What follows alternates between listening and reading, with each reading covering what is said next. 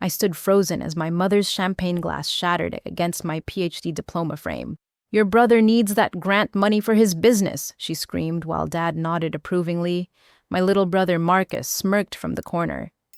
3 hours earlier, I'd won $1 million research grant for my cancer immunotherapy project. Now, at what should have been my celebration dinner, my family was demanding I sign it over. "You've always been selfish, Karla," Mom spat. I gripped my phone under the table, already recording. The evening had started so perfectly. Chez Laurent gleamed with crystal chandeliers and soft jazz music as our party of 28 filled the private dining room. My aunts Margaret and Louise had driven 3 hours from Springfield, while Uncle Robert flew in from Seattle just for this occasion. My cousins filled an entire table, their children coloring on the fancy cloth napkins, while waiters pretended not to notice. To Dr. Karla Stevens. My grandmother raised her glass, her eyes twinkling with pride. The first PhD in our family. The champagne bubbled in delicate flutes as everyone toasted. I felt wrapped in warmth and love, my years of sacrifice finally validated. 7 years of graduate school, countless nights in the lab living on ramen noodles and coffee, it had all led to this moment. And the Hartwell Foundation grant recipient added Professor Williams, my mentor, who'd surprisingly accepted the invitation. $1 million for groundbreaking cancer immunotherapy research. The applause filled the room. I caught my reflection in the mirror, my black dress elegant against my brown skin, the satisfaction of achievement glowing in my eyes. For once, I allowed myself to feel proud. Then Marcus arrived. He pushed through the door 45 minutes late, his usually polished appearance disheveled. His tie hung loose, his blonde hair uncombed, so different from his typical venture capitalist image. He made a beeline for our mother, whispering urgently in her ear. I watched Mom's expression transform. The pride melted away, replaced by something calculating and cold. She gripped Marcus's arm, their hushed conversation growing animated. Dad joined them, his contractor's hands gesturing sharply. "Everything all right?" Sarah Chen, my research partner, asked quietly beside me. "I'm not sure," I admitted, unease creeping up my spine. The servers brought out the main course lobster thermidor that I could finally afford to treat everyone to. Conversations flowed around me, but I kept glancing at my parents and brother, their huddle growing tighter. Aunt Margaret tried to lighten the mood. "Remember when Karla was 8 and said she'd cure cancer? We all thought it was cute childhood talk." "She always was stubborn," Uncle Robert laughed. "Once she decided something, nothing could stop her." But I noticed grandmother watching my parents too, her weathered hands tightening on her napkin. She'd raised me partly when my parents were too busy with Marcus's hockey tournaments and science fairs. She knew their patterns as well as I did. The dessert arrived, delicate chocolate soufflés that seemed to mock the growing tension.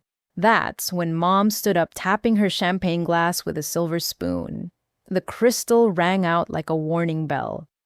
"Our family." She began, her voice carrying that particular tone I'd heard before every manipulation. "Tonight, we celebrate Karla's achievement, but we must remember what matters most." My stomach dropped. "Oh, family comes first," she continued, her perfectly styled gray hair catching the light, "and family shares their blessings. Marcus has been working so hard on his technology, startup revolutionizing biometric security. He just needs a small investment to take it to the next level." The room grew quiet. Forks paused midway to mouths. Which is why Mom's smile turned sharp. Karla will be sharing her grant windfall with her brother. After all, his success is her success. Our success. The silence stretched taut as a wire. I carefully set down my spoon, my hands surprisingly steady. "The grant is specifically allocated for cancer research," I said, my voice calm despite the thundering in my chest. "It's not personal money. It funds equipment, personnel, clinical trials. I couldn't redirect it even if I wanted to." Don't be ridiculous, Dad interjected, his voice booming with false joviality. Money is money. You can figure out the paperwork. That's not how federal research grants work, Professor Williams said carefully. The funds are audited and monitored. Mom's face flushed. Are you calling us stupid? We know our daughter can make arrangements. She's brilliant after all. Brilliant enough to help her brother. I've already told potential investors about the funding. Marcus finally spoke, his green eyes avoiding mine. They're expecting a demonstration next week. I need $300,000 just to start.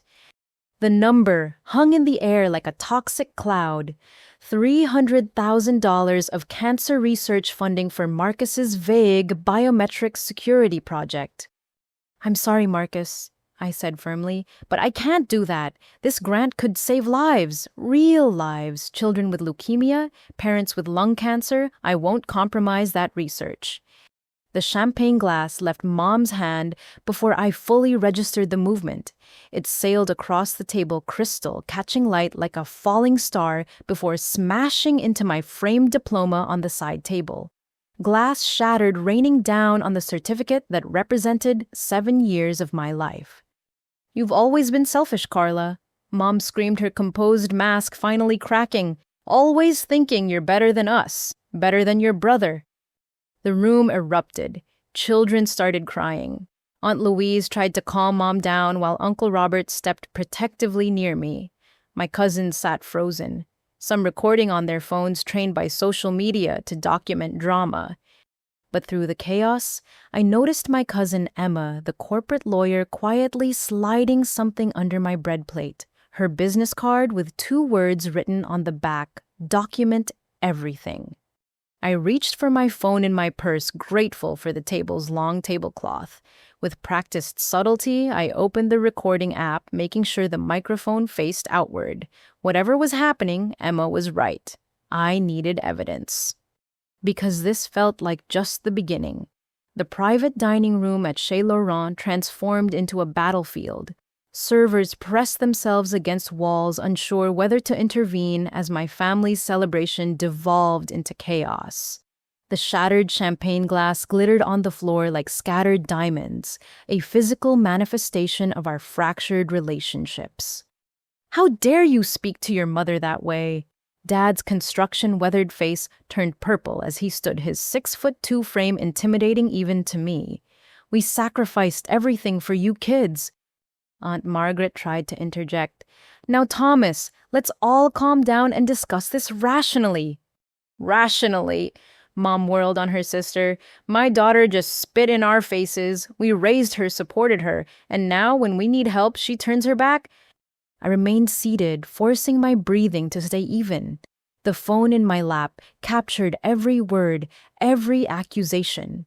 Around me, family members chose sides through their silence or whispers. Karla's grant is for medical research, Grandmother said quietly, but her voice carried authority. It's not a lottery win to be divided up. Mom's perfectly manicured nails dug into the tablecloth. Of course you'd take her side, Mother. You always favored her, just like you favored Anna over me. The mention of my late Aunt Anna, who died of cancer 10 years ago, sent a ripple through the room. It was a low blow, even for Mom. Perhaps we should discuss this privately.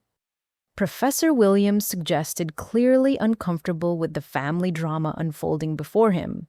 These matters are quite sensitive. Sensitive.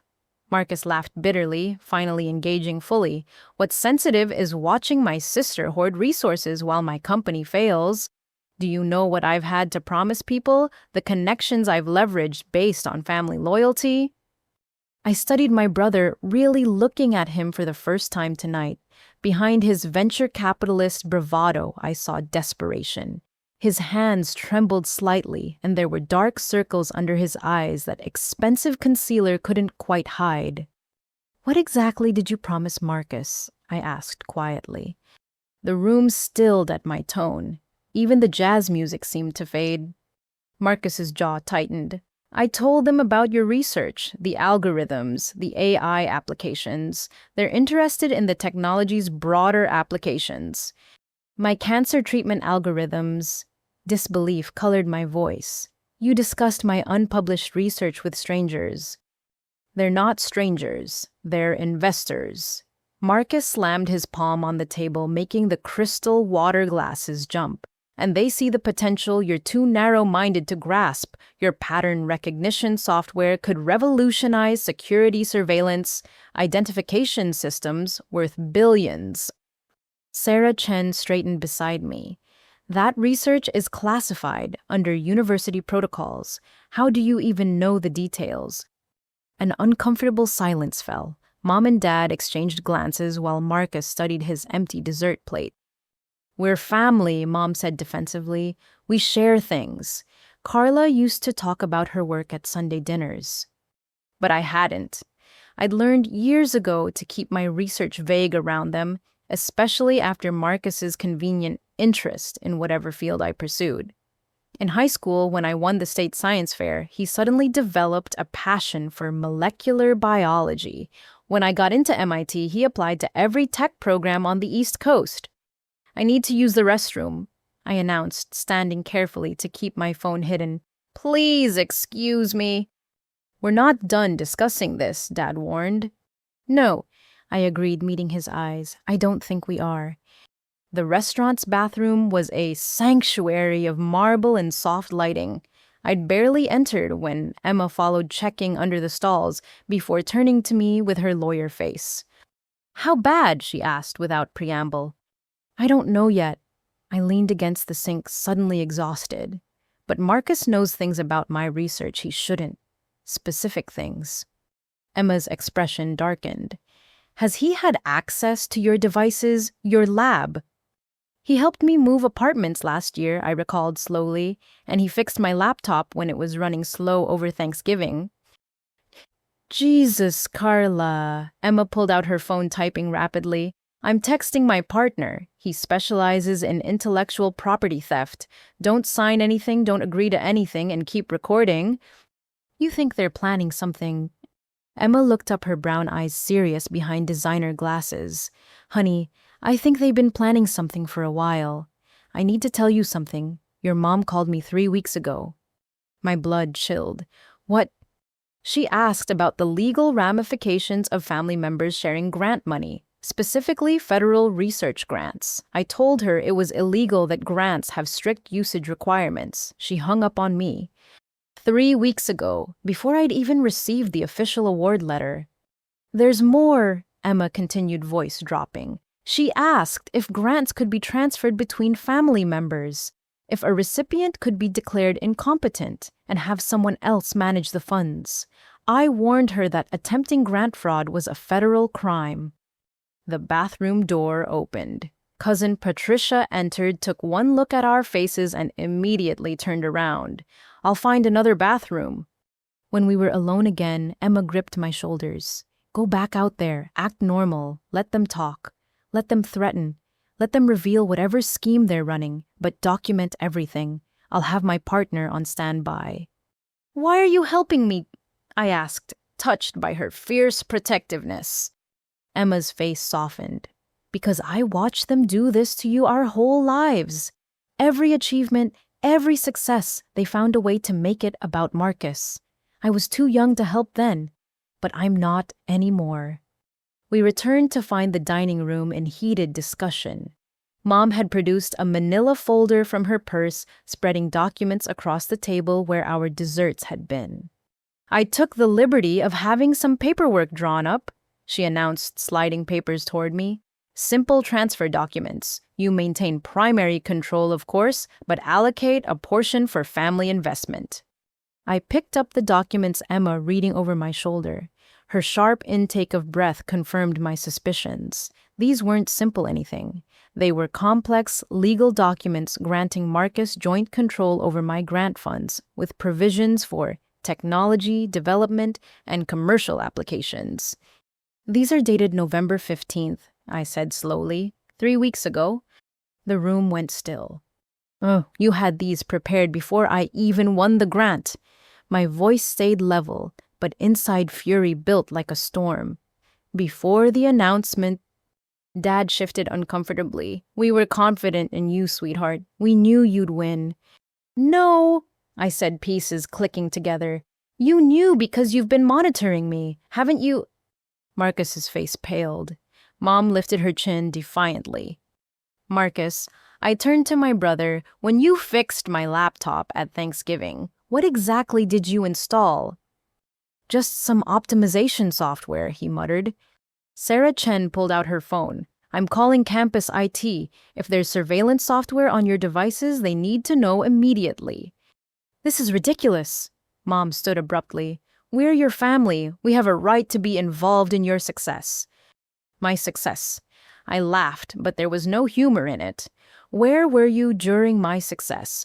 During the all-nighters in the lab, the failed experiments, the rejection letters? You were at Marcus's investor meetings, his networking events, his celebration dinners for companies that never materialized. At least Marcus tries to include us, Dad roared. He understands family loyalty. Loyalty. I stood too, matching their energy. Like when he applied to the same fellowship programs I did using my research proposals as templates.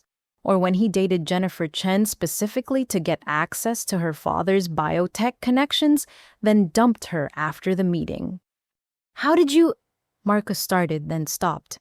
Because unlike you all, I pay attention. I see the patterns, and I'm done pretending I don't. Mom grabbed the documents, shaking them at me. Sign these papers, Karla. Don't make this harder than it needs to be. Or what? I asked quietly. The silence stretched heavy with unspoken threats. Around us, our extended family watched with a mixture of horror and fascination. This was better than any reality TV show and twice as painful because it was real. Finally, Marcus spoke. I've already told the Meridian Group you're on board. They're expecting a presentation next week showcasing your algorithms adapted for their security needs. If I don't deliver, what? I pressed. What exactly have you gotten yourself into, Marcus? His hands clenched and unclenched. Mom put a protective hand on his shoulder. Just sign the papers. Dad said, his voice now pleading rather than demanding. Keep the peace. Be a good daughter. I gathered my purse, my phone still recording. I am a good daughter, but I'm done being a convenient one. As I turned to leave, I noticed the date on the legal documents again. November 15th. The same day I'd submitted my final grant proposal. The day the submission system had crashed, requiring me to resubmit from a campus computer. The day Marcus had surprisingly shown up to take me to lunch near campus. The pieces were falling into place, painting a picture I didn't want to see but couldn't ignore. My family hadn't just been planning to take my grant money. They'd been planning it all along. I left Chez Laurent with Sarah beside me, both of us silent until we reached her car. The November night bit through my dress, but the cold felt clean after the suffocating atmosphere inside. My phone buzzed incessantly with messages from family members, but I ignored them all. Your lab or home? Sarah asked, starting the engine. Home first. I need to check my computers. Sarah drove while I called campus IT's emergency line. The technician who answered sounded bored until I mentioned potential surveillance software and intellectual property theft. Then his tone sharpened. Don't turn on any devices, he instructed. We'll need to examine everything. Can you come in tomorrow morning? First thing, I agreed, then hung up as we pulled into my apartment complex. Sarah followed me up 3 flights, her presence comforting.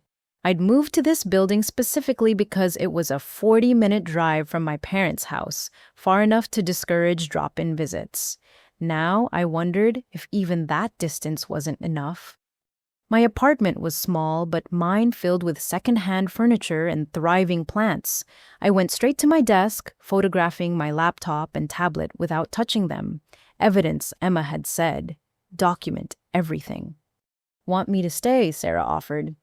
I almost said yes, then shook my head. I'll be okay, but thanks for everything tonight.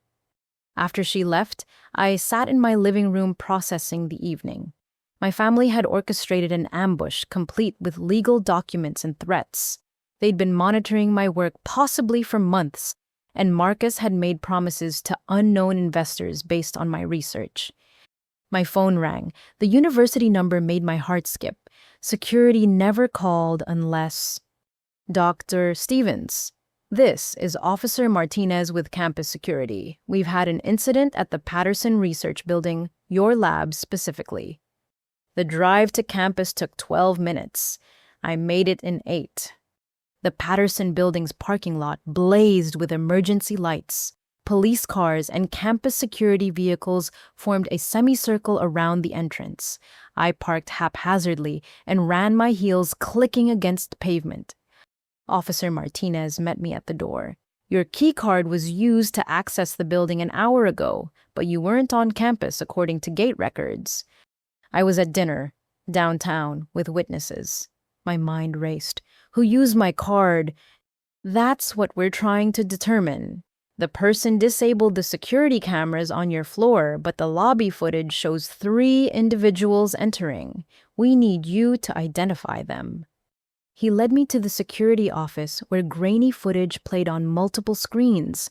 My stomach dropped as I recognized the figures immediately. Mom, Dad, Marcus. Those are my parents and brother, I said numbly, but how did they get my key card? Ma'am, we need to check your lab. The elevator ride to the 4th floor felt eternal. With each floor, dread built in my chest. The hallway looked normal until we reached my lab door, which stood ajar, the electronic lock flashing error codes. Inside was devastation. Microscopes lay smashed on the floor, their precision lenses scattered like deadly confetti. Computer monitors were cracked, CPUs torn open with their hard drives missing. Refrigerator units stood open, their temperature alarms blaring as thousands of dollars in biological samples warmed toward uselessness. But the worst was the server rack. The custom-built system that housed 5 years of research data was gutted drives yanked out with enough force to bend the metal frames. Cables dangled like exposed nerves. No, I whispered, moving toward the destroyed servers. No, no, no. Don't touch anything, Officer Martinez warned. This is a crime scene now. I surveyed the wreckage, calculating damages. The microscopes alone were worth $80,000. The servers with their specialized processors for running complex algorithms, another 100,000. But the data... The backup drives, I said, suddenly rushing to the locked cabinet in the corner. The lock was broken door hanging open, empty. Dr. Stevens, a familiar voice called from the doorway. I turned to find 2 uniformed police officers and a woman in a suit who introduced herself as Detective Rodriguez. We've detained 3 individuals downstairs, she said. They claim to be your family. They are. My voice sounded distant to my own ears, and they just destroyed 5 years of cancer research. Campus security was reluctant to intervene at first. Detective Rodriguez explained as we walked back to the security office. Your parents are apparently significant donors. The Stevens Family Athletic Center, I confirmed bitterly. They funded it 3 years ago, right after I started my PhD program. The security office buzzed with activity. Through a window, I could see my parents in one room, Marcus in another. Mom sat ramrod straight, her dinner dress, incongruous in the harsh fluorescent lighting. Dad paced his contractor's instincts, probably calculating exit routes. Marcus had his head in his hands.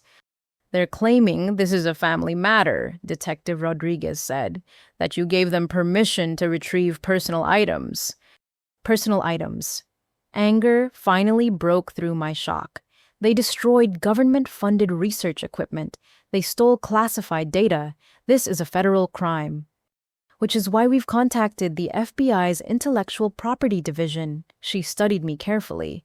But I need to ask, did you share your keycard or access codes with them? Never. I don't even know how they got in. Officer Martinez pulled up more footage. Actually, we figured that out. Your brother was recorded entering the building 3 weeks ago with a visitor pass. He went to your lab. 3 weeks ago, the same date as the legal documents, the day the submission system crashed. He must have cloned my keycard then, I realized. I gave him a tour when he claimed he wanted to understand my work better. Dr. Stevens, a new voice called urgently. Sarah Chen rushed in, tablet in hand, still in her dinner dress. I got the alert. Our cloud backup system detected massive upload activity from an unknown IP address. Someone's trying to access our research data remotely. Can you stop it? Already did. She showed me the screen. I locked everything down the moment I saw the unauthorized access, but Karla, they got about 30% before I cut them off. 30% of our algorithms, enough to understand the framework, maybe even replicate aspects of it. I'm live streaming, I announced, suddenly pulling out my phone. Ma'am, that's not advisable, Officer Martinez started. But I was done being advised, done being quiet, done protecting family reputation over truth. My name is Dr. Karla Stevens, I said to my phone camera. I'm at the Patterson Research Building where my cancer research lab has been destroyed. The perpetrators are my own family who demanded I give them my $1 million research grant at dinner tonight. When I refused, they came here and destroyed 5 years of work that could save lives. I panned the phone around the security office, capturing the police presence, the serious faces, the institutional weight of consequences. I'll take you to see the damage. I continued walking back toward the elevator with officers trailing. Let me show you what greed looks like when it values money over human lives. The lab looked worse with an audience. Comments flooded my screen as viewers reacted to the destruction. I narrated each broken piece, each stolen component, each violated space where hope for cancer patients had lived. This microscope, I focused on the smashed equipment. It was imaging tumor cells, helping us understand how they evade immune systems. This incubator, growing modified T cells that could recognize and destroy cancer. And these servers contained algorithms that could predict which patients would respond to immunotherapy. Mom's voice echoed from down the hall, shrill with indignation. She's exaggerating. We're her parents. We have rights. I turned the camera toward the sound. Those are the people who did this. My mother, Janet Stevens. My father, Thomas Stevens. My brother, Marcus Stevens. They felt entitled to my work because we share DNA. Ma'am, please. Detective Rodriguez appeared beside me. This could compromise the investigation. I lowered the phone but didn't stop recording. Fine, but the world should know that family can be the greatest threat to your dreams. Back in the security office, a new figure had arrived. Professor Williams stood near the entrance, his face grave. I've contacted the grant committee, he said quietly. They're sending representatives immediately. This could affect not just your funding, but the entire university's federal research status. Through the window, I watched Dad trying to explain something to an officer, his hands gesturing wildly. Mom sat with her arms crossed, playing the victim even now. Marcus remained slumped, perhaps finally understanding the magnitude of what they'd done. Then Detective Rodriguez's phone rang. She listened, her expression darkening. Yes, I understand. We'll process them accordingly. She hung up and turned to me. The FBI is taking over. This isn't just destruction of property anymore. The IP address your colleague traced. It's connected to a company called Meridian Group. They're already under investigation for corporate espionage and connections to international crime syndicates. The room went cold. Crime syndicates. Your brother appears to have promised them advanced technology in exchange for funding. When he couldn't deliver through legitimate means, she gestured toward the destroyed lab. I thought about Marcus's desperation, the trembling hands, the dark circles. What had he gotten himself into, and what had he dragged our family into with him? Dr. Stevens. Sarah appeared at my elbow, whispering urgently. There's something else. The 30% they accessed, it included the pattern recognition protocols. In the wrong hands, that could be weaponized for surveillance tracking, even biological warfare targeting. My legs nearly gave out. Officer Martinez caught my arm, guiding me to a chair. We need a full inventory of what was taken, Detective Rodriguez said. Every file, every algorithm, every piece of research. Can you do that? I nodded, though the task felt monumental. Sarah and I can reconstruct what they accessed, but the physical samples, the experiments in progress, those are gone forever. Maybe not all of it, Sarah said suddenly. Remember the off-site backup I insisted on? The one you said was paranoid. Hope flickered. The safety deposit box. Every week, I've been copying our most critical data to drives and storing them in my bank. It's not everything, but it's the core algorithms, the essential protocols. For the first time since seeing the destruction, I felt like I could breathe. We hadn't lost everything, just almost everything. Detective Rodriguez stood. I need to interview the suspects before the FBI arrives. Dr. Stevens will need your full statement, but that can wait until tomorrow. Is there somewhere safe you can stay tonight? I thought of my apartment, probably compromised like everything else my family touched. I'll find something. She'll stay with me, Sarah said firmly, and we'll start documenting everything first thing in the morning. As we prepared to leave, I took one last look at my destroyed lab through the security window. 5 years of careful work. Methodical research hope for cancer patients, everywhere reduced to rubble because my family believed they were entitled to my success. The phone in my hand still recorded capturing this moment when everything changed. I thought about stopping it, then decided to let it run. Evidence. Document everything.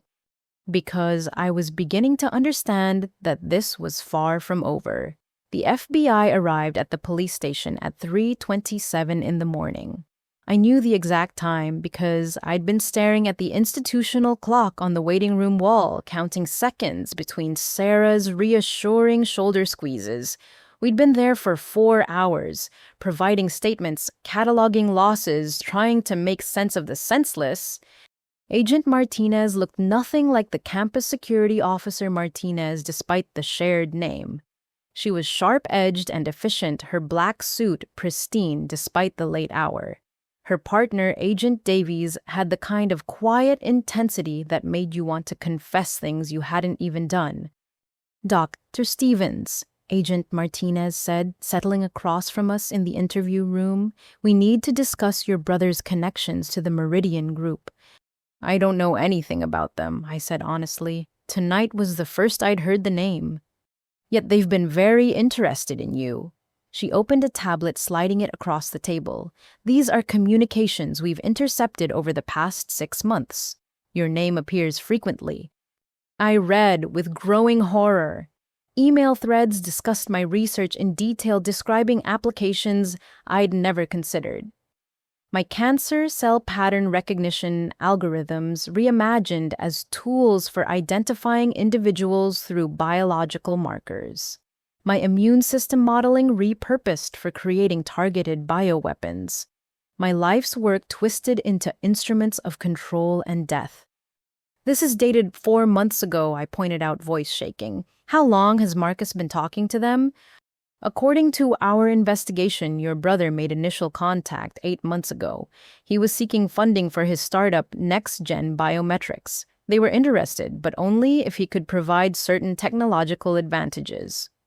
8 months. While I'd been celebrating passing my dissertation defense, Marcus had been selling my future to criminals. Dr. Stevens. Agent Davies spoke for the first time, his voice gentle despite the circumstances. We need to understand the full scope of what your family knows about your research. Sarah interjected. Karla's always been careful about information security. She learned early to be vague around family. But they knew enough, I admitted. Mom would ask pointed questions, pretending it was motherly interest. Dad would bring his contractor friends to university events, introducing me as his genius daughter working on medical breakthroughs. And Marcus? I trailed off, remembering dozens of small moments that took on new meaning. Marcus asking to use my computer to check email. Marcus volunteering to pick me up from late lab sessions. Marcus showing unusual interest in my conference presentations. Your brother installed sophisticated keylogging software on your devices, Agent Martinez confirmed.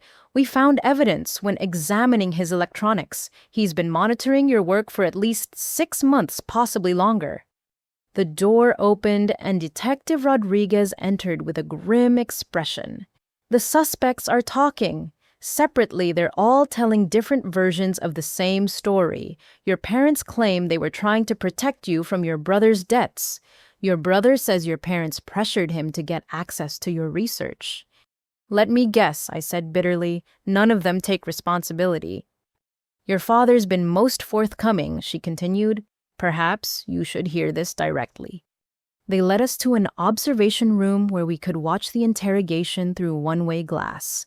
Dad sat at a metal table, his contractor's hands clasped in front of him, looking every one of his 58 years. I just wanted to help my son, he was saying to the interviewer. Marcus came to us 3 months ago, said he owed money to dangerous people, said they'd hurt him if he couldn't pay. How much money? The interviewer asked. 800,000. He'd been borrowing to keep his company afloat, taking worse and worse deals. These Meridian people, they started as investors but became something else. Loan sharks. Worse. Dad's voice cracked.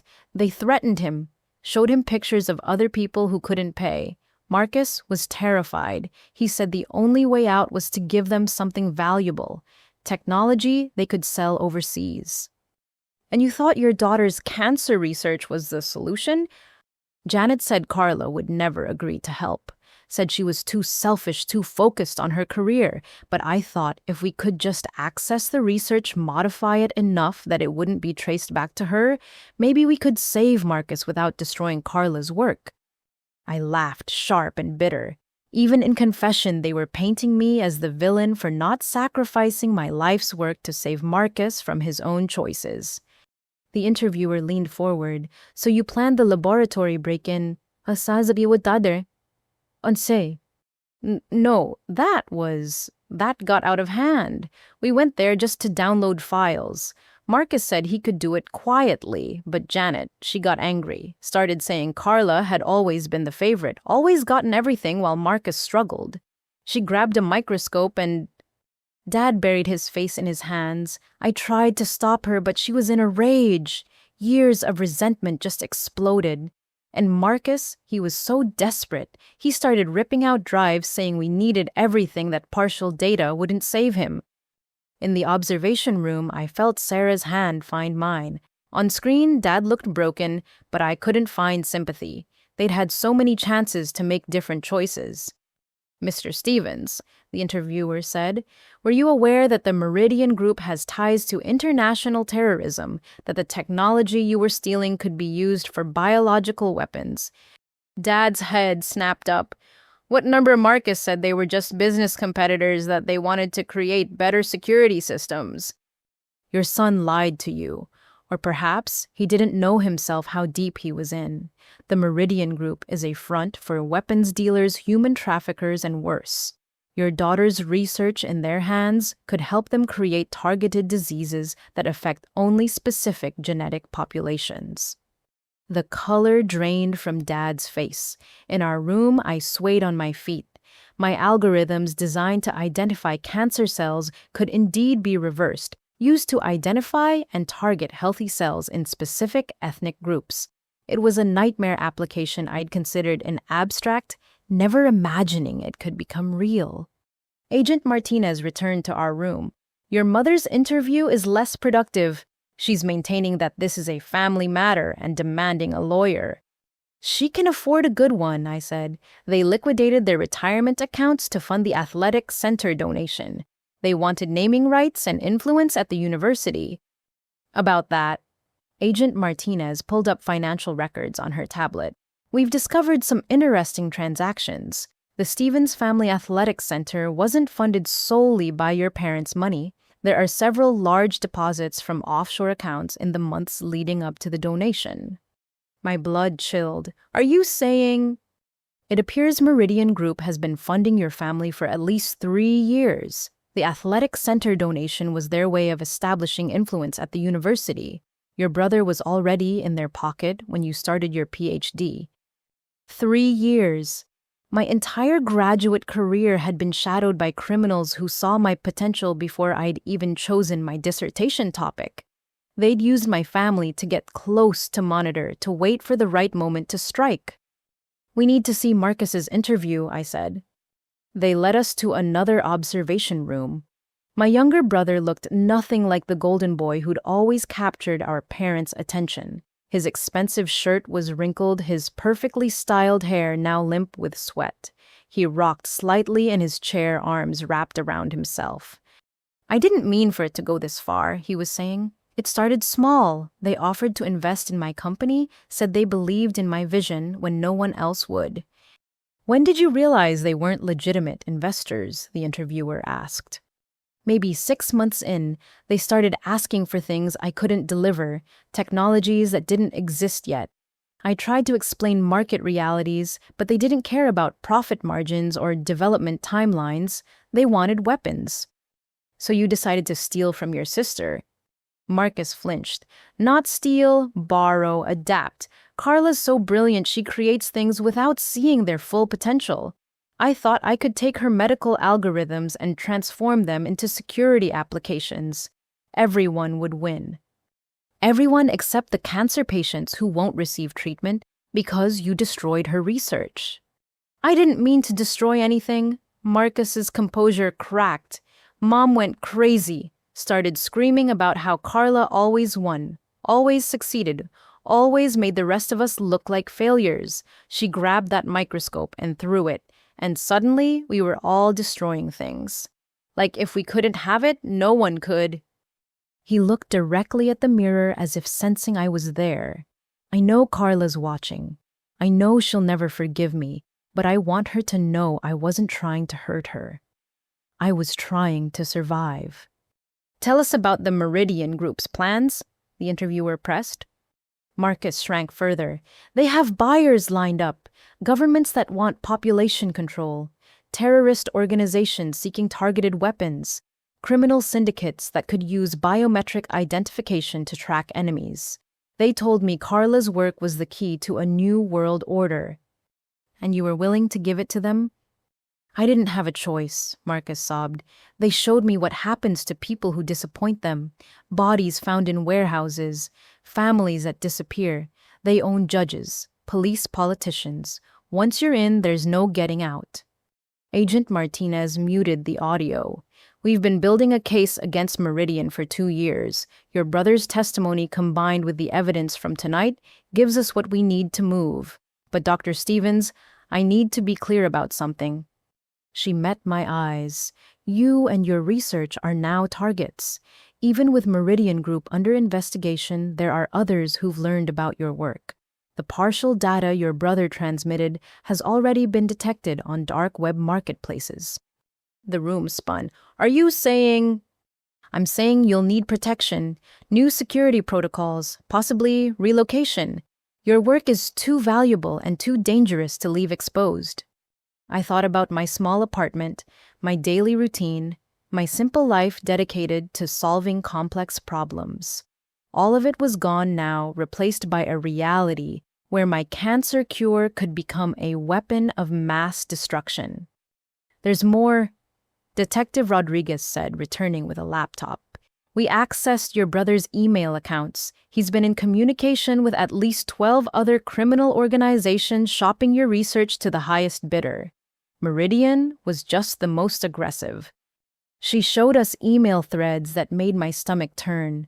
My life's work reduced to a product catalog. Algorithm packages priced like weapons on a black market. Biological targeting systems advertised to the highest bidder. "How long do I have?" I asked quietly. "I'm sorry." Agent Martinez looked confused. "Before someone else tries to take my research, before another group decides I'm either an asset to be captured or a threat to be eliminated. How long do I have to finish my work and get it into the right hands?" The agents exchanged glances. "We'll provide security, but you should consider suspending your research until we can neutralize the threats." "No." The word came out stronger than I felt. "If I stop now, they win. The cancer patients depending on breakthroughs lose. I won't let my family's greed and stupidity prevent me from saving lives. Sarah squeezed my hand. We'll need new protocols, off-site data storage, air-gapped systems, military-grade encryption. Whatever it takes, I agreed. A knock interrupted us. An officer entered, whispered to Agent Martinez, who nodded grimly. Your grandmother is here, she said. She's brought boxes of what she calls evidence. Says she's been documenting your family's behavior for years. My heart lifted slightly. Grandmother, my quiet ally, might have more pieces to this puzzle. As we prepared to meet her, I looked back at the observation windows. In one room, Dad sat with his head in his hands, perhaps, finally understanding the cost of enabling Marcus. In another, Mom raged at her lawyer, still convinced she was the victim. And Marcus had curled into himself, the golden boy finally tarnished beyond repair. They'd thought they were stealing money. Instead, they'd unleashed forces that could reshape global warfare. They'd thought they were entitled to my success. Instead, they'd marked themselves as collaborators with international criminals. The hidden agenda was finally exposed, but I had a feeling we'd only seen the beginning of how deep this conspiracy went. And somewhere in the darkness beyond these police station walls, predators circled, drawn by the scent of revolutionary technology and the vulnerability of its creator. The real fight was just beginning. The university administration building at 7 a.m. felt like entering a tomb. Marble floors echoed with our footsteps as Sarah and I followed our hastily assembled legal team through corridors that usually bustled with academic energy. Now they were empty except for security guards who nodded grimly as we passed. "The emergency board meeting starts in 20 minutes. Said Patricia Hammond's lead attorney, a woman named Catherine Walsh, who'd flown in on a private jet at 4 this morning. They're going to try to contain this, make it go away quietly. We won't let them. Patricia Hammond herself waited in the conference room looking immaculate despite the early hour. The tech billionaire who'd secretly funded investigation into academic espionage had become our unexpected champion. Her steel gray hair was pulled back severely, highlighting eyes that missed nothing. "Dr. Stevens," she stood as we entered. "I've been following your work for 2 years. What happened last night was criminal, but what the university is about to attempt might be worse." Before I could respond, the doors burst open. University President Morrison entered with the Board of Trustees, their faces carefully neutral. My department head, Dr. Peterson, skulked behind them, avoiding eye contact. "This is highly irregular," President Morrison began, his politician's smile not reaching his eyes. "A private meeting before the official session?" "What's irregular," Catherine Walsh interrupted, "is suggesting my client drop criminal charges against her family in exchange for replacement equipment and a non-disclosure agreement." I straightened. "Is that what you were planning to propose?" Dr. Peterson finally spoke, his voice oily with false concern. "Karla, we must think of the university's reputation. Federal investigations, criminal trials, media attention, these things could jeopardize funding for all our research programs." "My family destroyed $1 million lab and stole classified research that's now being sold to terrorists," I said evenly. "And you're worried about reputation?" "The Stevens family has been generous to this institution," President Morrison said carefully. "The athletic center, the endowed scholarships." "Worm, funded with criminal money," Patricia Hammond interjected. "I have forensic accountants tracing every dollar. The Meridian Group has been laundering money through university donations for 3 years, using the Stevens family as conduits." The room went silent. Board members exchanged alarmed glances. "So furthermore," Patricia continued, "I have evidence that certain university officials knew about the irregular funding sources and chose to look the other way. Isn't that right, Dr. Peterson?" My department head paled. "I don't know what you're implying." Catherine Walsh opened a folder. "Email communications between you and Marcus Stevens dating back 18 months. He offered to fund your pet research project in exchange for access to Dr. Stevens' lab. You gave him visitor passes, security codes, even her research schedule. My stomach dropped. You helped him spy on me. It wasn't like that, Dr. Peterson protested. He said he wanted to support his sister's work to understand it better. He was charming, generous. He was paying you, Catherine said flatly. $20,000 deposited in increments to your consulting company. We have the receipts. President Morrison stood abruptly. I think we need to postpone this discussion until University Council is present. Sit down, Patricia commanded with the authority of someone who'd bought and sold companies worth more than the university's entire endowment. We're not finished. She nodded to Catherine, who produced more documents. Last night's destruction was caught on the building's new security system, the AI-powered cameras that were installed last week. They recorded everything in ultra-high definition, including audio of Mrs. Stevens stating she'd been planning this for months with the help of someone inside the university. That's impossible, President Morrison said weakly. Those cameras weren't operational yet.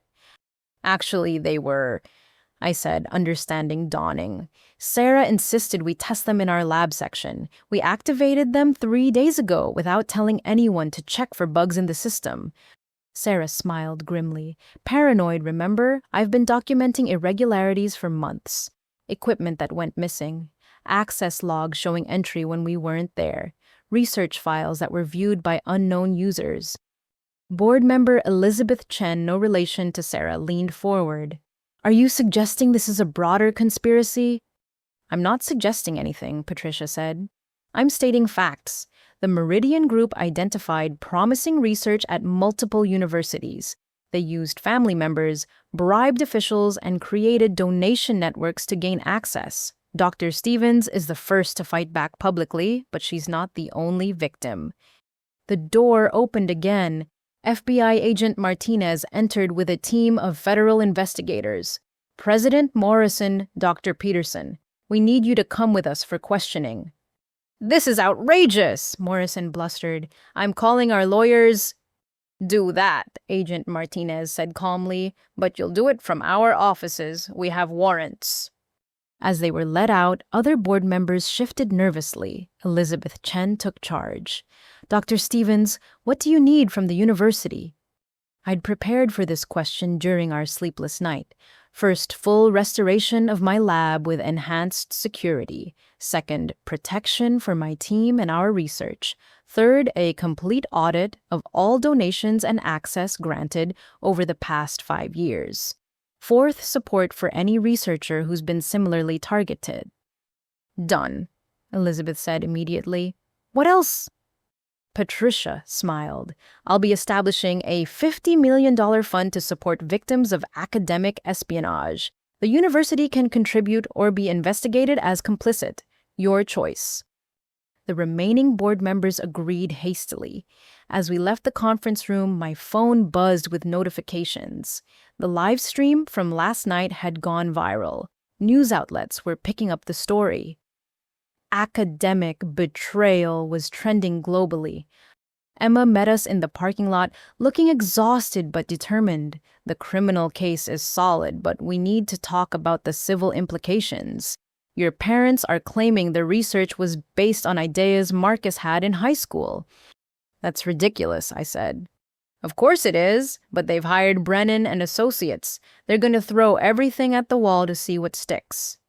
Brennan and Associates, the law firm that had successfully defended corporate executives who'd stolen employee inventions. They played dirty and had unlimited resources. There's something else, Emma said quietly. Your mother's out on bail. She's been giving interviews, playing the victim. Says you've always been jealous of Marcus, that this is all a misunderstanding blown out of proportion. She handed me her phone. A video showed Mom outside the courthouse, dressed in pearls and a conservative suit, tears streaming down her face. I just wanted my children to work together, she told the cameras. Karla's always been so competitive with her brother. We tried to encourage collaboration, but she hoards her success. Now she's destroyed our family over money. Comments flooded in.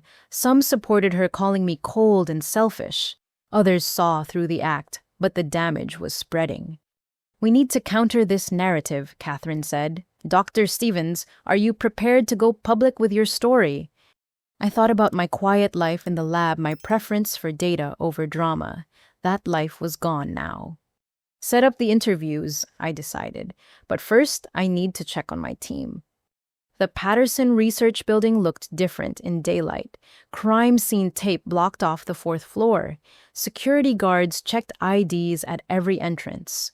But in our temporary lab space on the second floor, my research team had gathered. Boss, Dr. James Murphy called out, we've been running scenarios on the backed-up data. Good news and bad news. Give me both, I said, grateful for the normalcy of scientific discussion. Good news, Sarah's paranoid backup system saved 90% of our theoretical work. We can rebuild the algorithms, maybe even improve them. Bad news, we lost all tissue samples, all ongoing experiments, and about 6 months of optimization data. What about the clinical trial preparations? That's the ugly news, Dr. Lisa Park said. We were supposed to start patient screening next month. Without the validation experiments, the FDA won't approve moving forward. We're looking at a year delay minimum. A year. 12 months that cancer patients couldn't afford to wait. Unless, Sarah said slowly, we pivot, what if we open source the theoretical framework? Let other labs run parallel experiments. If we can't hide the research anymore, maybe we should share it with everyone simultaneously. That's brilliant, I breathed. Meridian can't steal what's freely given, and with multiple labs working on it, we could accelerate rather than delay. It means giving up patent rights, James warned. No exclusive licenses, no pharmaceutical deals. I never cared about money, I said. I cared about saving lives. My phone rang. Unknown number. I almost ignored it, then answered on speaker. Karla. Marcus's voice was barely a whisper. I know you hate me. I know I destroyed everything, but I need you to know something. Meridian. They're not done. They have other people inside, other labs they're targeting. I gave the FBI names, but... The line crackled. Marcus, are you there? They know I talked. They have people everywhere, in the prison, in the courts, in the university. You're not safe. None of the researchers are safe. They're going to... The line went dead. Agent Martinez called 30 seconds later. Your brother's in protective custody. Someone tried to attack him in holding. He'll be okay, but this confirms what we suspected. Meridian's network is deeper than we thought. I looked around our makeshift lab at my team who'd risked their careers to stand by me. We need to make a choice. Stop now and stay safe, or push forward knowing we're targets. I didn't survive breast cancer to let terrorists win, Lisa said firmly. I'm in. My daughter has leukemia, James added. Your research is her best hope. I'm not backing down. One by one, my team committed. We would continue, but smarter. Distributed systems, public transparency, safety and visibility. Emma arrived with more documents. Your parents' lawyer filed an injunction. They're trying to freeze your assets, claiming the grant money is community property subject to family obligations. They can't be serious, Sarah said. They're desperate. With criminal charges pending, they're trying anything to muddy the waters. Also, Karla, I hate to tell you this, but they've contacted your ex-boyfriend, David. They're trying to find anyone who'll say negative things about your character. David. We dated for 2 years before he left me for not being family-oriented enough.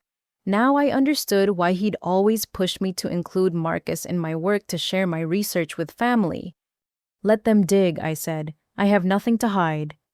Catherine Walsh stood. Actually, you do need protection. Patricia's arranged a security detail and a safe house. You can't go back to your apartment. The reality hit me. I was now a refugee from my own life, driven into hiding by the family who claimed to love me. Dr. Stevens, Patricia Hammond said gently, I know this is overwhelming, but you're not alone. There are 13 other researchers facing similar situations. Together, you're going to change how academic research is protected. As we prepared to leave for the safe house, I looked back at the Patterson building. Somewhere in the wreckage of my lab lay the remains of my old life. But from those ashes, something stronger was emerging. The legal battle was just beginning, but for the first time since Mom threw that champagne glass, I felt ready to fight. My phone buzzed with a text from an unknown number you should have shared. Now everyone will pay. Manjis. Not Marcus, Meridian. The war had officially begun. The safe house Patricia Hammond arranged was a fortress disguised as a suburban home. Located 40 minutes from campus in a gated community, it had reinforced Windows security cameras and 2 discreet guards who rotated shifts. I'd been there 3 days when the real attacks began. "Karla, you need to see this," Sarah said, laptop open on the kitchen table. The headline screamed across my screen, "Cold-hearted daughter destroys family over money, the dark side of Dr. Karla Stevens." The article, published on a popular blog that usually covered tech gossip, painted me as a calculating narcissist who'd set up my family for destruction. Anonymous sources claimed I'd been planning to cut them off for years, that I'd sabotaged Marcus's previous businesses out of jealousy. "Look at the comments," Sarah said grimly. Hundreds of people had already weighed in. Some defended me, but many bought the narrative. "Typical millennial selfishness," one read. "Family should come first, not money." My phone rang. Emma's name appeared. "Don't read the internet," she said immediately. Too late. "It gets worse. Your mother hired a PR firm, Reputation Solutions. They specialize in destroying whistleblowers and victims who speak out. They're planting stories everywhere." I pulled up social media against my better judgment. The hashtag #FamilyFirst was trending, complete with photos of my parents looking heartbroken. Someone had even created a video montage of happier times, showing family gatherings where I looked stiff or distant compared to Marcus's easy charm. "They got to David," Emma continued. "He did an interview with Tech Insider, says you were always obsessed with success, that you talked about cutting off your family if they held you back." "I never said that," I protested. "Doesn't matter. He's also claiming you stole ideas from him during your relationship, that some of your early research was based on his suggestions." David, who'd failed organic chemistry twice and thought DNA stood for "don't know anything." The same David who'd called my research too complicated and suggested I switch to something more feminine. Catherine Walsh arrived within an hour, her legal team in tow. "We're filing defamation suits, but that's playing defense. We need offense." "What do you suggest?" I asked. "Tell your story, the real one, every detail, but not to some blogger, to serious journalists who'll fact-check and investigate." "I've been contacted by the Washington Post," Sarah offered. "Their science reporter, Maria Gonzalez, has been following academic fraud cases for years." We scheduled the interview for that afternoon. Maria arrived with a photographer and a recorder, her questions sharp but fair. I told her everything from childhood moments when Marcus received credit for my science fair projects to the systematic monitoring of my computer. "Do you have evidence of this pattern?" she asked. That's when I remembered. My high school computer might still be in my parents' garage. If the keylogger data is still there, "We'll subpoena it," Catherine said immediately. The interview lasted 4 hours. Maria was thorough, asking for documentation of every claim. Sarah had prepared files of evidence, including the email threads Emma's firm had uncovered. "This is bigger than just your family," Maria said finally. "I've been tracking similar cases at MIT, Stanford, and Johns Hopkins. Family members or close associates targeting female researchers specifically. There's a pattern." That evening, Marcus called from protective custody. The FBI allowed monitored calls, and I'd finally agreed to hear him out. "Karla." His voice was different, stripped of its usual confidence. "I know you're getting attacked online. Mom's behind it, but it's funded by Meridian. They want to discredit you before you can testify." "Tell me something I don't know," I said coldly. The PR firm Mom hired. They have files on you going back to middle school, report cards where teachers said you were anti-social or too focused on grades. They're building a narrative that you've always been cold calculating. Middle school, when I'd been bullied for being smart, when I'd found solace in science books while Marcus played quarterback. They were weaponizing my childhood pain. There's more, Marcus continued. They've hacked your dating profiles from college. They're going to release private messages out of context, make you look like you used men for their connections. I didn't even date much in college, I protested. Doesn't matter. They'll manufacture what they need. Karla, I'm sorry. I'm so sorry. I gave them access to everything, thinking it was just about the research. I didn't know they'd try to destroy your entire life. What else did you give them? I asked, dreading the answer. Your medical records from the campus health center. They know about the anxiety medication you took during quals, the therapy sessions after David left. They're going to paint you as mentally unstable. I hung up hands, shaking. Those therapy sessions had helped me recognize toxic patterns to understand that David's emotional manipulation wasn't my fault. Now they'd be twisted into evidence of instability. Catherine's phone rang. She listened, her face darkening. Channel 5 is about to air an exclusive with your mother. We need to watch. We gathered around the television as Mom appeared on screen, dressed in mourning black, despite no one having died. The interviewer, known for softball celebrity pieces, looked sympathetic as Mom dabbed at her eyes. I just want my daughter back, Mom said, voice breaking. This whole situation has spiraled out of control. Yes, there was a misunderstanding at the lab, but to have us arrested, to destroy our family... Tell us about Karla growing up, the interviewer prompted. She was always brilliant, but struggled socially. We tried so hard to help her connect with people, to not be so isolated. Marcus was her best friend, always including her, protecting her from bullies. I laughed bitterly. Marcus had been the subtle bully, ensuring I knew I was weird, different, not quite right. We supported her education completely, Mom continued, paid for tutoring, science camps, everything she needed. We just wanted both our children to succeed together. The camps you made me pay back from my babysitting money? I asked the TV. The tutoring you canceled when Marcus needed hockey equipment? The interviewer leaned forward. What do you think triggered this situation?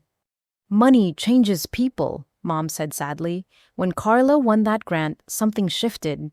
She became secretive, paranoid. She accused Marcus of spying on her, accused us of not loving her. The night of the incident, we only went to the lab to talk to her to understand why she was pushing us away.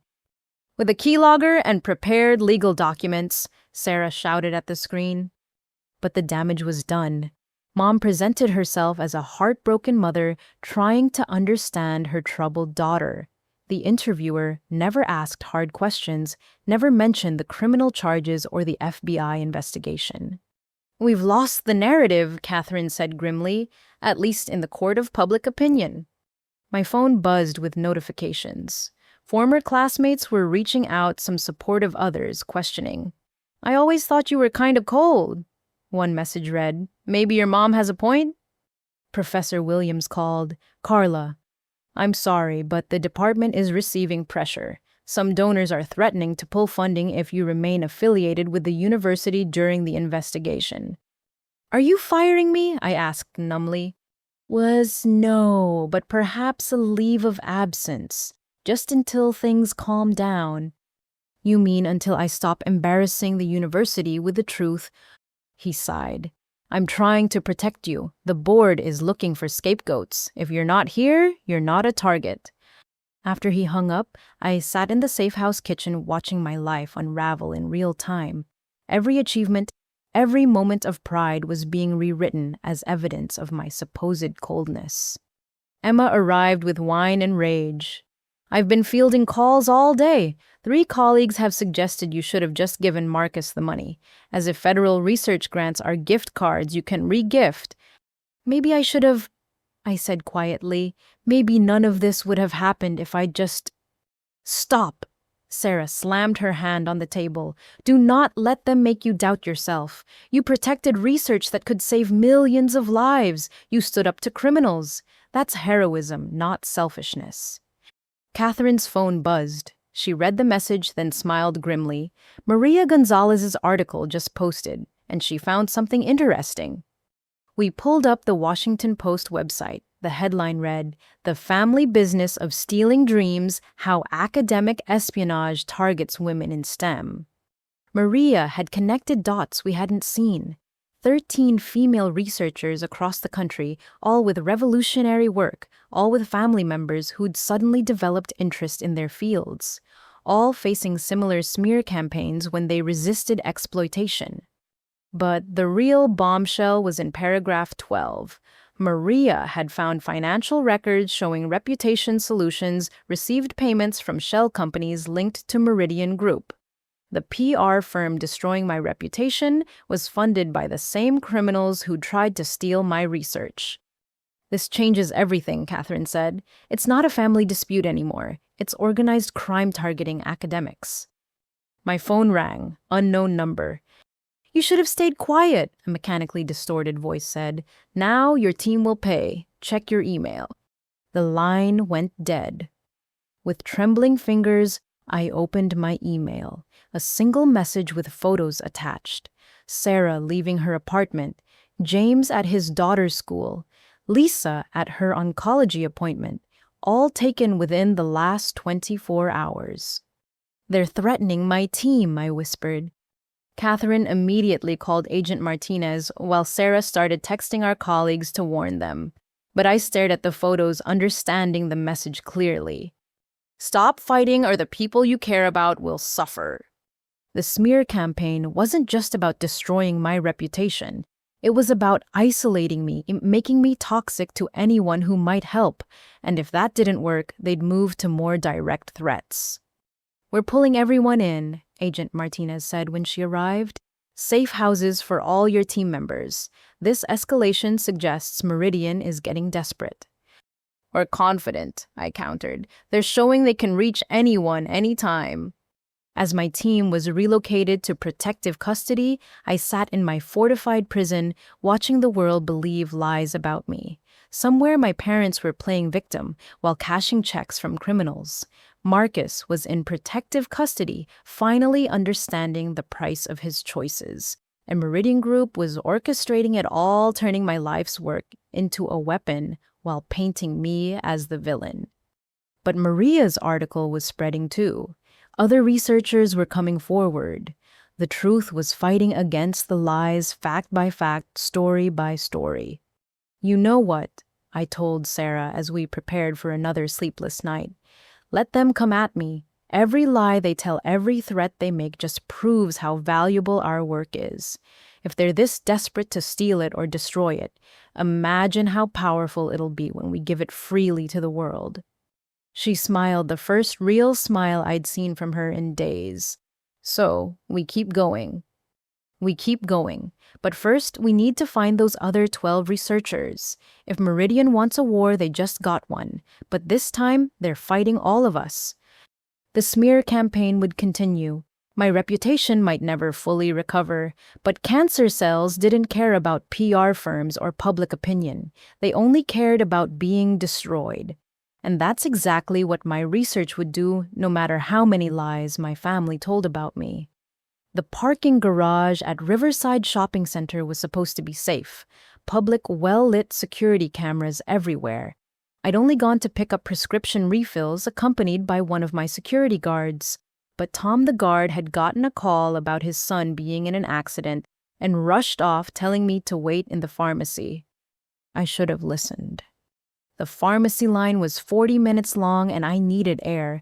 The safe house felt like a prison after 2 weeks, and the simple act of walking to my car felt like reclaiming some normalcy. I made it halfway before realizing my mistake. "Hello, sis." Marcus stood by my car, but he wasn't alone. 2 men flanked him, their suits expensive but their eyes cold. One was massive, built like a linebacker. The other was lean, holding himself with the coiled energy of a fighter. "Marcus." My hand went to my phone, but the lean one moved faster. "Don't," he said quietly. "We just want to talk." "You're supposed to be in protective custody," I managed. Marcus laughed, but it sounded broken. You think federal protection means anything to these people? They own guards, judges, entire departments. They got me out to deliver a message. Which is, the big one stepped forward. Your research, all of it, transferred to accounts we specify. You have 24 hours. I can't do that. The FBI has everything sealed. You're smart, the lean one interrupted. Figure it out, or we start with your team. Dr. Murphy's daughter has leukemia, right?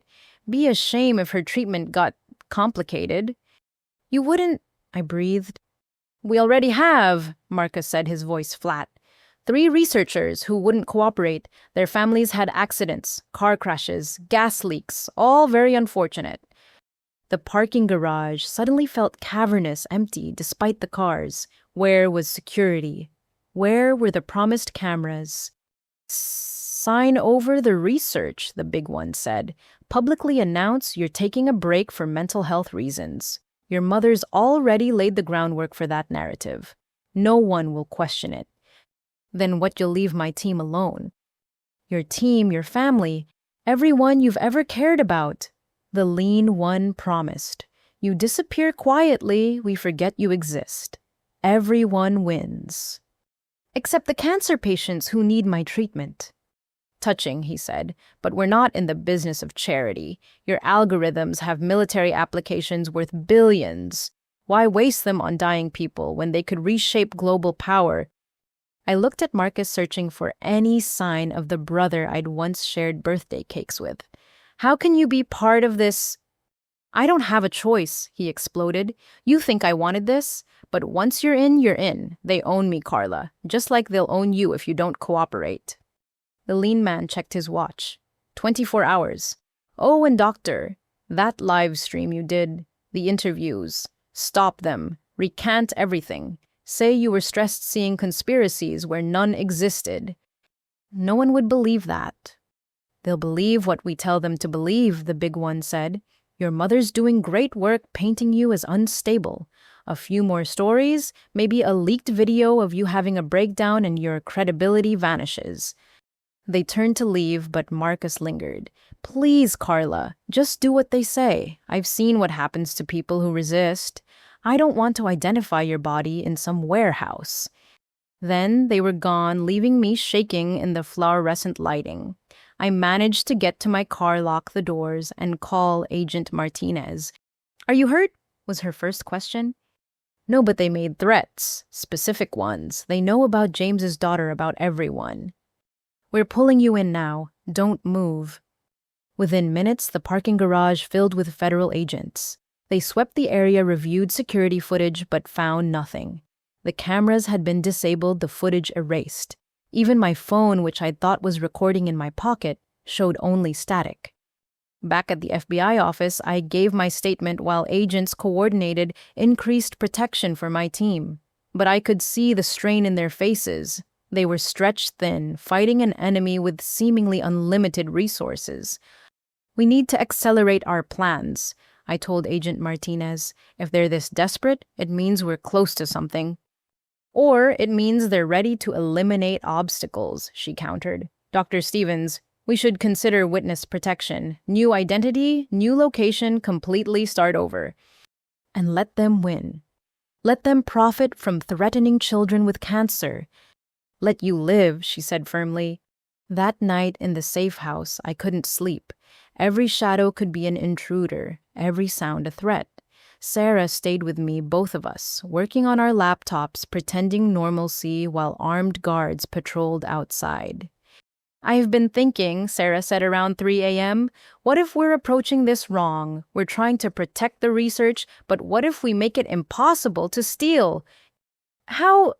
We full transparency, complete open source. But more than that, we live stream everything, every experiment, every calculation, every breakthrough. Make the entire scientific community our witnesses. They could still use it for weapons, I pointed out. But so could legitimate researchers use it for cures. It becomes a race, good versus evil, with the whole world watching. My phone buzzed, Emma texting from her own safe house. Check the news, now. We turned on the television to find breaking news. Tragedy strikes as prominent researcher dies in car accident, the anchor read. Dr. Elizabeth Reeves from Johns Hopkins, one of the 13 researchers Maria Gonzalez had identified, was dead. Her car had gone off a bridge. No witnesses, no other vehicles involved. "That's not an accident," Sarah whispered. My phone rang. Marcus. "You saw the news?" he asked without preamble. "That's what happens at hour 25. You have 18 left." Marcus, help me stop this. Turn state's evidence. Really turn not whatever game you're playing. So, well, I can't. They have things on me, things that would destroy any chance of a life after prison. Just comply, Karla. Please. I can't give them weapons, Marcus. I won't. Then people will die. People you care about. Is your principles worth their lives? I hung up without answering because I didn't know. How many lives was my research worth? How many friends would I sacrifice to keep weapons out of terrorist hands? Agent Martinez called an emergency meeting. My entire team was brought to a secure facility, a concrete building with no windows and serious-faced guards. We sat around a conference table, exhaustion written on every face. "They've escalated to murder," Agent Martinez said bluntly. "We can offer witness protection to anyone who wants it. New lives, new identities, but you'd have to abandon your research." "What about our families?" James asked. "My daughter's treatment." "We'd relocate everyone, set you up with new doctors, new everything." "But we'd lose years of work," Lisa said. "Have to start over from nothing." "Better than losing your lives," Agent Martinez replied. The room fell silent. I could see my team weighing impossible choices. Career versus safety. Scientific progress versus survival. "There's another option," I said slowly. "We go fully public. Not just the research, but everything. The threats, the murder, the conspiracy. Make it impossible to kill us quietly." That's dangerous," Agent Martinez warned. So is sitting here waiting for them to pick us off," I countered. "Sarah's right. We live stream everything. Create a dead man's switch. If anything happens to any of us, all research automatically publishes to every major scientific journal, every news outlet, every social media platform." "Mutually assured destruction," Sarah added. "They kill us. They lose any chance of controlling the technology." My team exchanged glances, then, one by one, they nodded. "I'm in," James said. "My daughter needs this treatment to exist, not to be locked in some criminal's vault." "Same," Lisa agreed. "I didn't survive cancer to let it win now." Within hours, we had a plan. Patricia Hammond provided technical resources while Catherine Walsh prepared legal frameworks. We would create an unstoppable research bomb primed to explode across the entire internet if triggered. "You realize this paints an even bigger target on you," Agent Martinez said. "Then we'd better work fast," I replied. We moved to Patricia's private research facility, a fortress of science with military-grade security. As my team set up equipment, I recorded a video. "My name is Dr. Karla Stevens. Criminal organizations are trying to steal cancer research to weaponize it. They've threatened my team, murdered other researchers, and corrupted institutions meant to protect us. But we won't be silenced. Starting now, we're broadcasting our work to the world. Every experiment, every breakthrough freely available to all. They can kill us, but they can't kill the knowledge we're spreading." I posted it everywhere. Within minutes, it had thousands of views, then tens of thousands. Scientists worldwide began commenting, offering support, sharing their own experiences with research theft. My phone rang, the mechanical voice from before. "You just signed your death warrant." "Maybe," I said, "but I also signed yours. Kill any of us, and the world gets everything. No exclusive access, no military contracts, no profit, just pure science freely shared. Your move." The line went dead. As dawn broke over the research facility, I stood with my team watching the view counter on our livestream climb. We'd crossed the breaking point, moved from defense to offense. The war for my research had become a battle for the future of science itself, and we were done running. FBI headquarters in Washington, D.C. felt like entering another world. After 3 days of live streaming our research from Patricia's facility, Agent Martinez had summoned us for an urgent briefing. The conference room was packed with agents, international law enforcement, and intelligence officials I couldn't identify. Dr. Stevens, Agent Martinez began, "What you've uncovered goes far beyond academic espionage.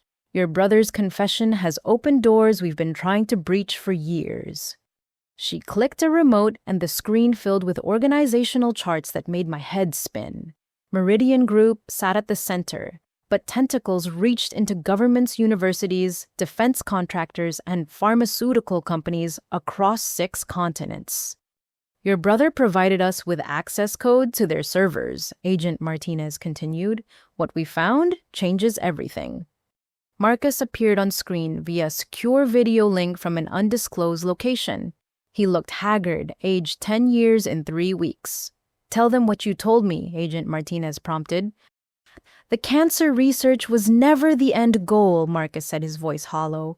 "It was a test case.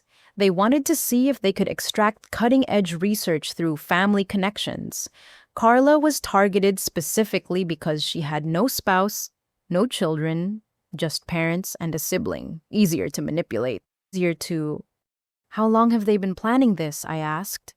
Since before you started graduate school. They have psychological profiles on thousands of researchers waiting for breakthroughs worth stealing.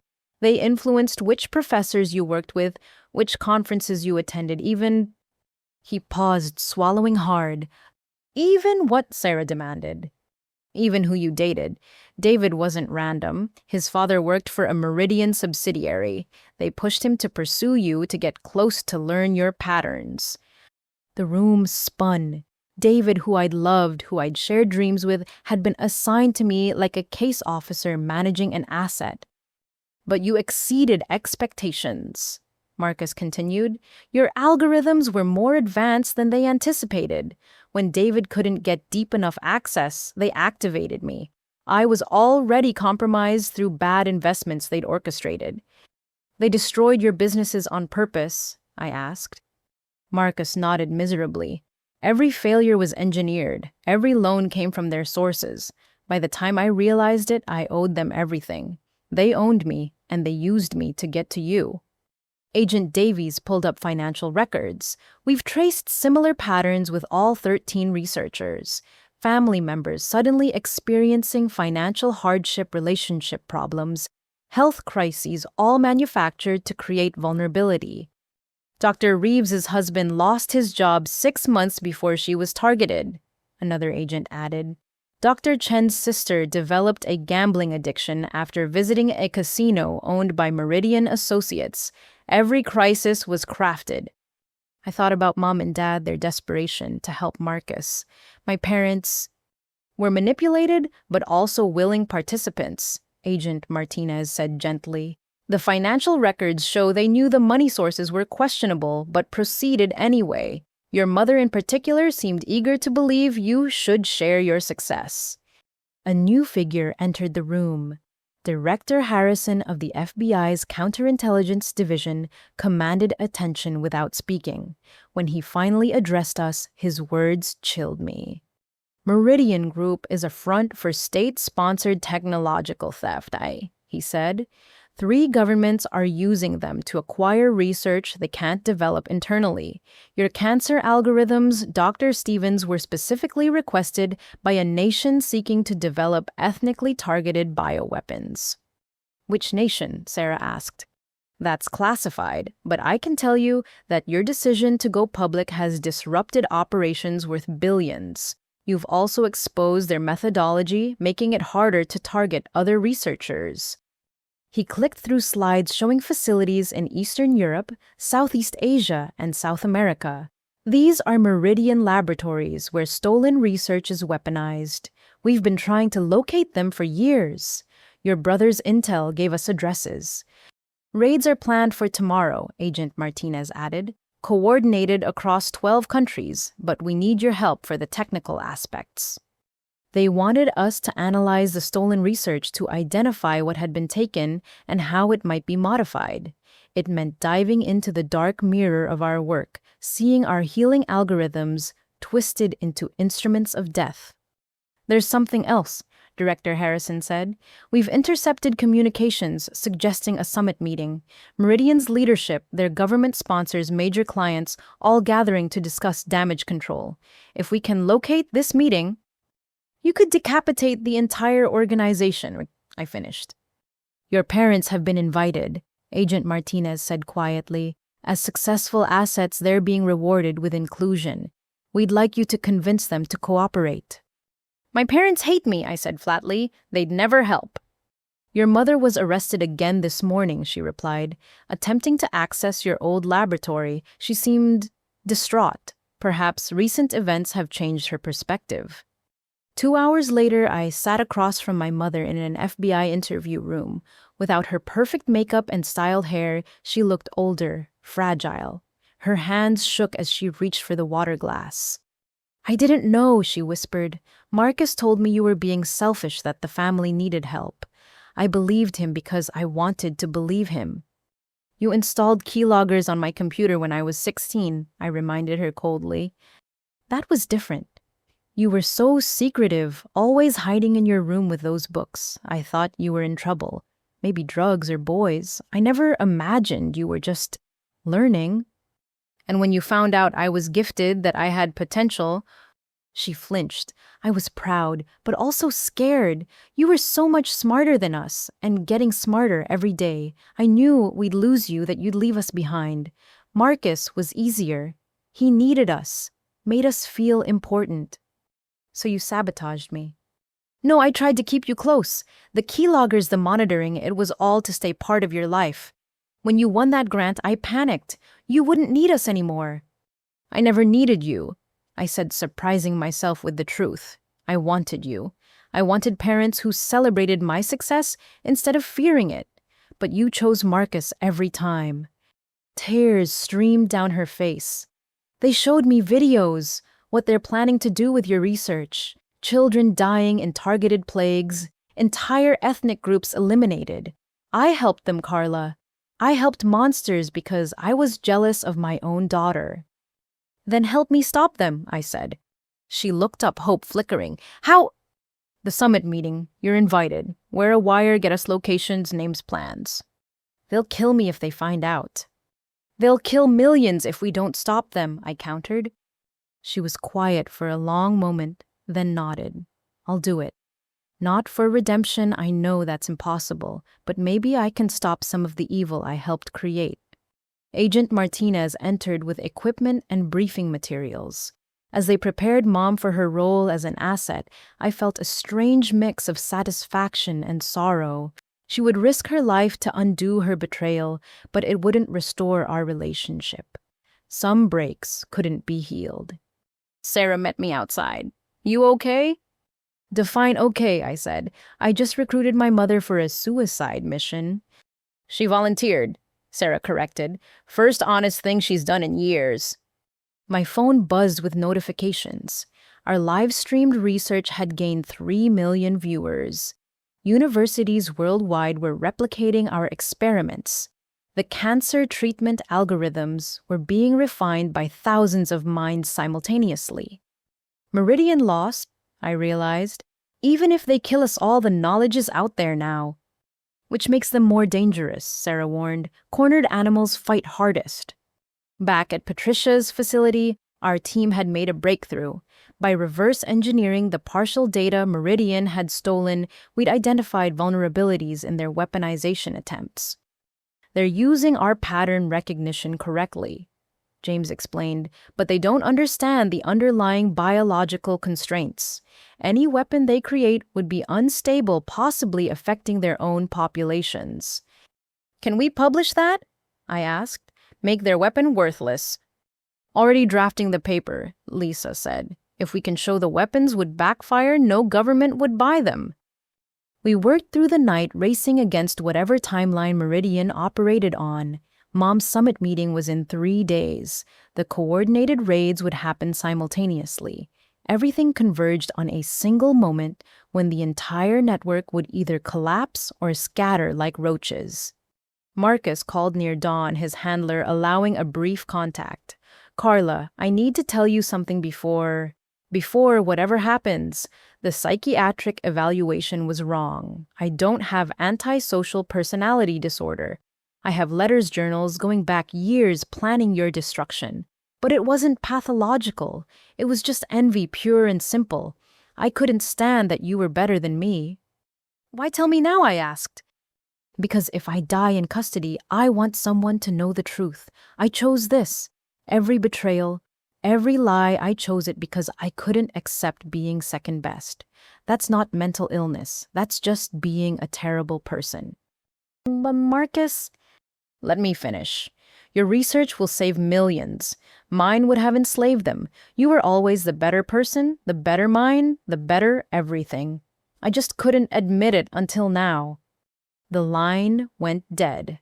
I stared at the phone, processing his confession. No mental illness to blame, no external pressure to excuse. Just human jealousy taken to its extreme conclusion.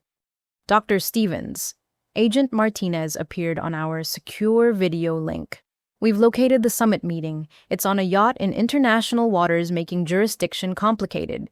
But with your mother's intel, we might be able to coordinate with maritime forces. What do you need from us? I asked. Keep doing what you're doing. The more public attention on the research, the harder it is for them to operate. You've turned their weapon into a gift to humanity. That's the best revenge possible. As sunrise painted the lab windows, I looked at my exhausted team. We'd been marked for death, our families threatened, our lives destroyed. But we'd also sparked a global movement of open science that no criminal organization could stop. Ready for another day of saving the world? I asked. Sarah grinned tiredly. Always, but first coffee. Even heroes need caffeine. We got back to work knowing that somewhere in the shadows, Meridian writhed in fury at the scientists who'd refused to break. The investigation had revealed the depths of their evil, but it had also shown the power of truth shared freely. The real battle was just beginning. The video call connected at exactly midnight, screens filling with faces from around the world. Dr. Sarah Chen had worked her technical magic, creating an encrypted channel that even Meridian couldn't crack. 13 women appeared in boxes on my screen, each a brilliant researcher who'd faced the same betrayal I had. Ladies, Patricia Hammond opened the meeting from her home office. What we're about to discuss could reshape how research is protected globally. Dr. Stevens, would you update everyone on the current situation? I summarized the past weeks, watching recognition dawn on familiar faces. These women had lived variations of my story, but none had fought back as publicly. My ex-husband still has my research, Dr. Jennifer Martinez from Stanford said quietly. I was told fighting him would destroy my career, so I started over. 5 years of Alzheimer's research gone. My sister sold my quantum computing algorithms to the highest bidder, added Dr. Ling Zhou from MIT. The university buried it to protect their reputation. I was labeled difficult for complaining. One by one, they shared their stories. Family members who'd stolen life-changing research, institutions that protected their reputations over justice. Brilliant women silenced by accusations of being cold, selfish, or mentally unstable. Meridian orchestrated all of it, I said. Every betrayal, every smear campaign. They specifically target female researchers because they've found we're less likely to have the institutional support to fight back. Not anymore, Patricia said firmly. I'm establishing the Hammond Foundation for Research Protection. $50 million in initial funding with more to come. Legal support, security resources, and most importantly, a platform to expose these crimes. Dr. Elizabeth Park, the neuroscientist whose brother had stolen her memory enhancement research, unmuted herself. I have names. Other researchers who've been targeted but are too scared to speak up. Asian women especially face cultural pressure to prioritize family harmony. Then we protect them, Dr. Martinez said. Create a network where they can share information safely. Sarah pulled up a digital map, dots appearing across continents. These are confirmed Meridian operations based on Marcus's intel and our investigation. But look at this pattern. The dots clustered around major research universities, but specifically near programs with high percentages of female graduate students. They're not just stealing research, Dr. Joe breathed. They're systematically suppressing women in STEM by turning our families against us. It's a twofer for them, I said bitterly. Steal valuable research while simultaneously driving women out of science. Those who stay are labeled difficult. Those who leave are forgotten. My phone buzzed with a text from Agent Martinez. Summit meeting confirmed. Your mother is in position. Stand by. I need to tell you all something, I said. In approximately 6 hours, law enforcement will raid Meridian facilities worldwide. My mother is currently on a yacht in international waters wearing a wire to gather evidence from their leadership summit. Your mother, Dr. Park asked, surprised. The one who destroyed your lab? The same. Guilt is a powerful motivator. I paused, then added, she'll probably die for this. They're not known for forgiveness. The group fell silent, processing the weight of a parent's potential sacrifice. Patricia cleared her throat.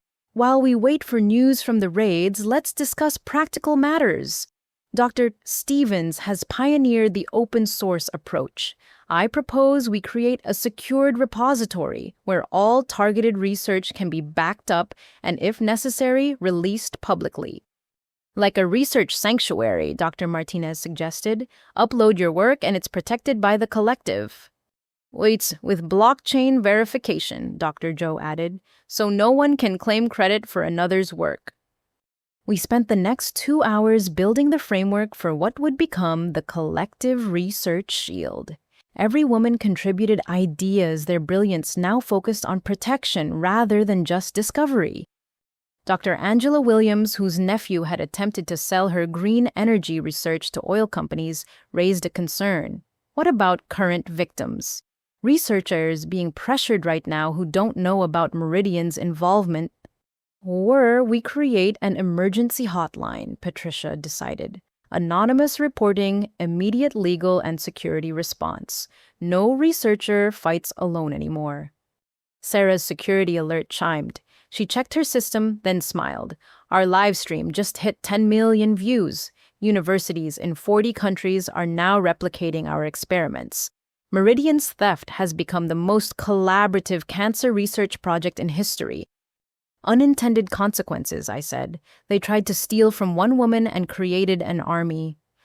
Dr. Martinez unmuted again. I've just heard from my contacts at the National Science Foundation. They're creating new guidelines for research protection specifically addressing family-based espionage. Your case is driving policy changes. Too late for us, Dr. Park said sadly. But not for the next generation, I countered. My grandmother used to say the best time to plant a tree was 20 years ago. The second best time is now. Agent Martinez texted again. Raids beginning. Your mother transmitted critical intel. Teams moving in. I shared the update with the group. Several women had connections to law enforcement in their countries and began checking for local raid confirmations. Something's happening at Cambridge, Dr. Joe reported. Police activity at 3 biotech firms with Meridian connections. Same in Singapore, Dr. Kim confirmed. My cousin works in financial crimes. She says they're freezing assets at major banks. Patricia's assistant knocked and entered with a tablet. Patricia read it, her face grave. The summit yacht has been intercepted by international maritime forces. 17 arrests, including 3 government officials and 5 pharmaceutical executives. My mother, I asked. No word yet. We continued monitoring the global operation, watching Meridian's network collapse in real time. But my thoughts kept returning to Mom, wearing a wire among killers, trying to atone for sins that couldn't be undone. Sarah's hand found my shoulder. She made her choice, Karla. Whatever happens, she chose to do the right thing. After choosing wrong for so long, I said. Maybe that makes it braver, Dr. Martinez suggested gently. It's easy to be good when you've always been good. It's harder to change course after years of failure. My phone rang. Agent Martinez. Karla, your mother's safe. She gathered 3 hours of recordings before maritime forces moved in. The intelligence she provided will lead to hundreds more arrests. She's being debriefed now, but asked me to tell you something. What? She said, tell Karla her research is safe now, and I'm proud of her, even if I have no right to be. I excused myself from the call, stepping onto Patricia's balcony. Dawn was breaking over the ocean, painting the sky in shades of hope. Somewhere Mom was alive, having finally chosen courage over comfort. Dad was in federal custody, likely to spend his remaining years in prison. Marcus was turning state's evidence, his testimony crucial to dismantling Meridian's network. My family was destroyed, but from its ashes, something larger had emerged. 13 women who'd been silenced were now voices for change. Research that could have been weaponized was instead healing people globally. A criminal network that had operated for decades was being systematically destroyed. Sarah joined me on the balcony. The others are planning a press conference. They want you to be the spokesperson. Why me? Because you didn't just survive, you transformed the attack into a revolution. Your live stream idea changed everything. We all survived, I corrected. That's the point. Alone, they could silence us. Together, we're unstoppable. We returned to find the group energized despite exhaustion. Plans were forming for conferences, publications, and advocacy. The Hammond Foundation would fund security for at-risk researchers. The Collective Research Shield would protect intellectual property. Policy changes would make it harder for criminals to exploit family connections. One more thing, Patricia announced. I've been in contact with the Nobel Committee, not for a prize, but for a new category. They're considering an award for researchers who advance human knowledge despite extraordinary persecution. It would recognize that great science sometimes requires great courage. The Courage in Science Award, Dr. Park suggested. With the first recipients being the 13 women who exposed Meridian, Patricia added, all of you. As the call ended and dawn fully arrived, I felt something I hadn't experienced since Mom threw that champagne glass hope. Not just for my research or my future, but for every brilliant woman who'd been told her dreams mattered less than family demands. Sarah pulled up our livestream statistics, 15 million views and climbing, comments from cancer patients saying our work gives them hope, researchers offering to collaborate, even some apologizing for initially believing the smear campaign. What about hate comments? I asked. Oh, those too, but they're being drowned out by support. Turns out people prefer cures to conspiracies. My phone buzzed with a message from Marcus, testified for 6 hours, gave them everything. It won't undo what I did, but maybe it'll prevent others from making my mistakes. Your research is going to save lives, Karla. I'm sorry I tried to steal that from the world. I didn't reply. Some bridges once burned couldn't be rebuilt, but I appreciated his testimony, his final act of truth after a lifetime of lies. Well, so what now? Sarah asked.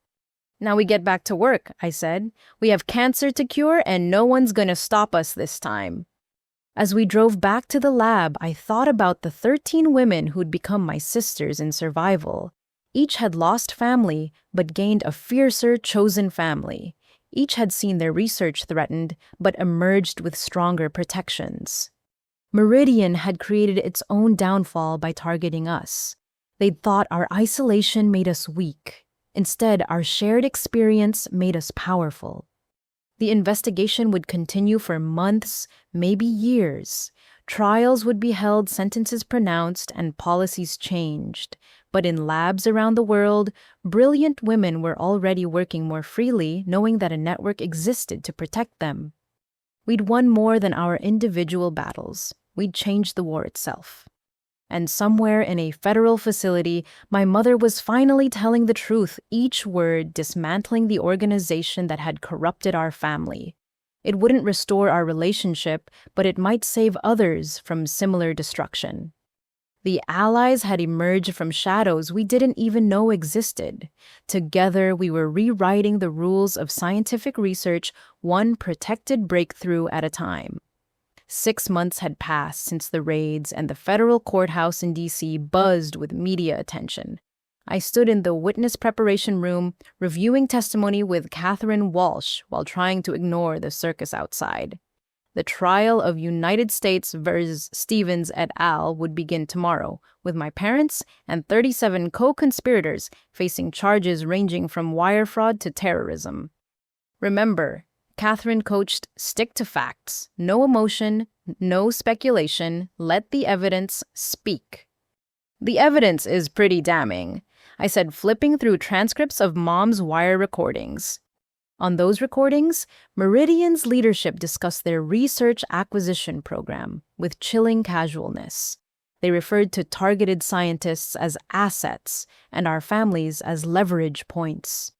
Mom's nervous laughter punctuated conversations about bioweapons and population control. Emma entered with new documents. The prosecution just shared Marcus's latest testimony. Karla, you need to see this. I read Marcus's deposition, each page revealing deeper layers of conspiracy. He documented everything paranoid about his handlers turning on him. Names, dates, payment records, even psychological profiles Meridian had compiled on our entire family. They knew Mom's weak spot was status. I read aloud. They knew Dad would do anything to protect Marcus. They knew I'd prioritize research over family. Every move was calculated. Which is why we need to be careful, Catherine warned. The defense will try to paint your family as victims too, manipulated pawns rather than willing participants. They made choices, I said firmly. Every keylogger installed, every lie told, every piece of equipment smashed they chose.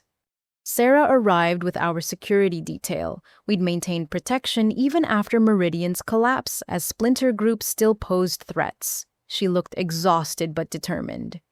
Media's going crazy outside, she reported. They're calling it the trial of the century. Science versus greed, family versus ambition.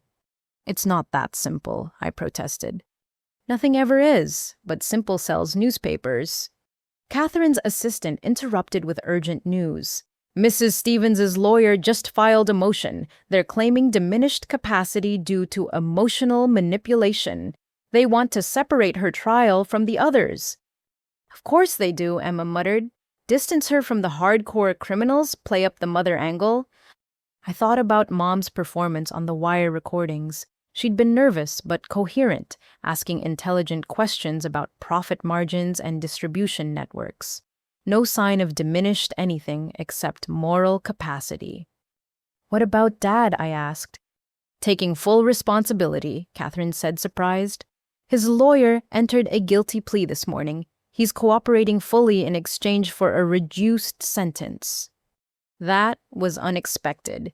Dad, who'd always followed Mom's lead, was finally making his own choice. He wants to see you, Emma added quietly, before the trial starts. I'd avoided contact with my parents since their arrests. The trauma was too fresh, the betrayal too deep. But something in me needed to hear what he had to say. The federal holding facility was sterile and depressing. Dad looked smaller in his orange jumpsuit, his contractor's confidence replaced by resignation. We sat across a bulletproof partition, phones in hand, like a prison movie cliché.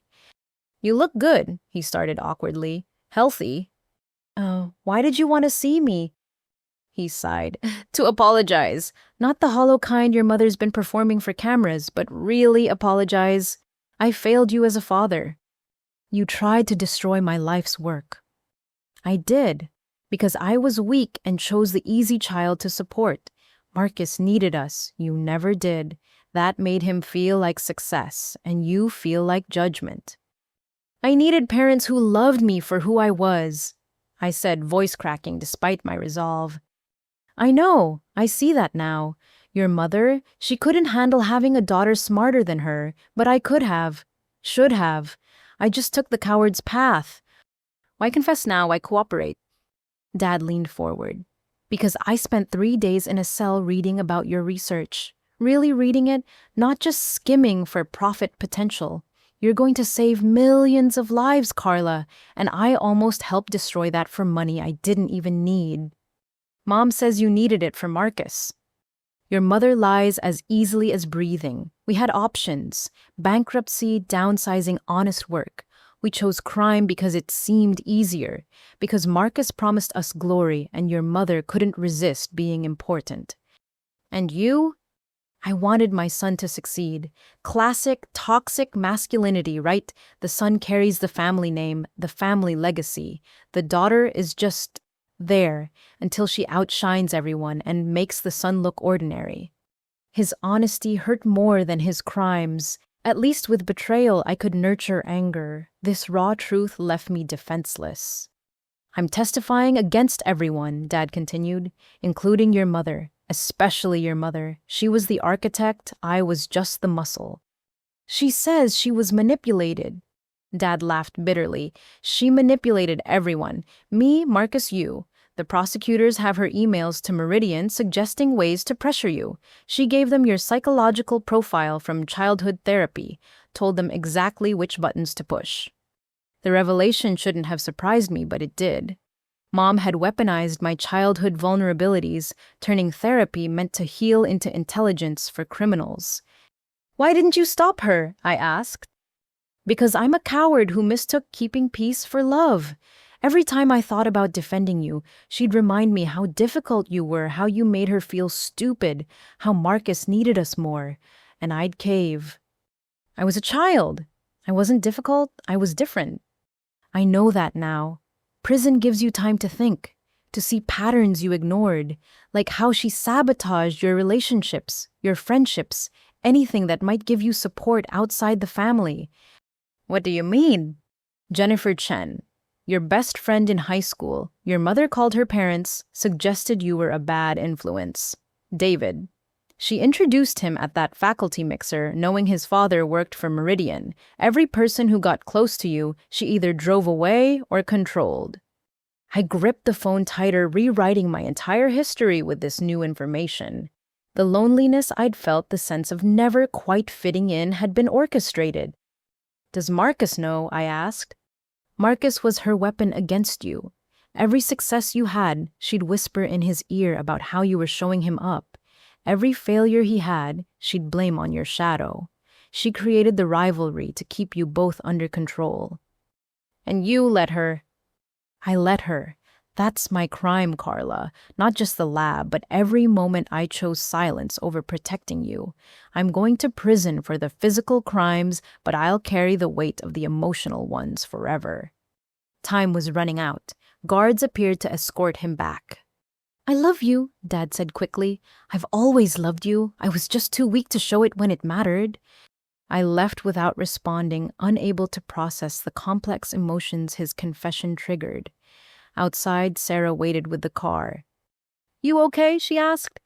I don't know. He confirmed things I suspected, but hearing them admitted, it's different. At least he's taking responsibility. That's more than most criminals do. Back at the hotel, our legal team had expanded. Prosecutors from multiple countries were coordinating testimony. The trial would expose not just my family's crimes, but Meridian's global network. We have a problem, Catherine announced. Marcus's lawyer is pushing for a psychiatric defense. They're claiming long-term psychological abuse created a dissociative disorder. He told me himself that wasn't true, I protested. He chose everything consciously. But that was a private conversation. In court, his psychiatrist will testify that he was programmed from childhood to compete with you, that his crimes were compulsive rather than deliberate. Emma pulled up psychiatric evaluations. 3 different doctors. 3 different diagnoses: depression, anxiety, narcissistic personality disorder. They're throwing everything at the wall. What about Mom's recordings? He sounds pretty coherent discussing bioweapon applications. His lawyer will claim he was play acting to survive, that Meridian threatened him into compliance. I thought about my little brother, the golden child who'd gotten everything but still wanted more. Was he a victim of Mom's manipulation or a willing participant who'd found the perfect excuse? It doesn't matter why, I decided. Let him claim whatever he wants. The evidence shows he knowingly participated in terrorism planning. Mental health issues don't excuse that. Patricia Hammond video called with an update. The other 12 women are prepared to testify. We're presenting a united front showing the pattern of targeting female researchers. Any security concerns? Sarah asked. Minimal.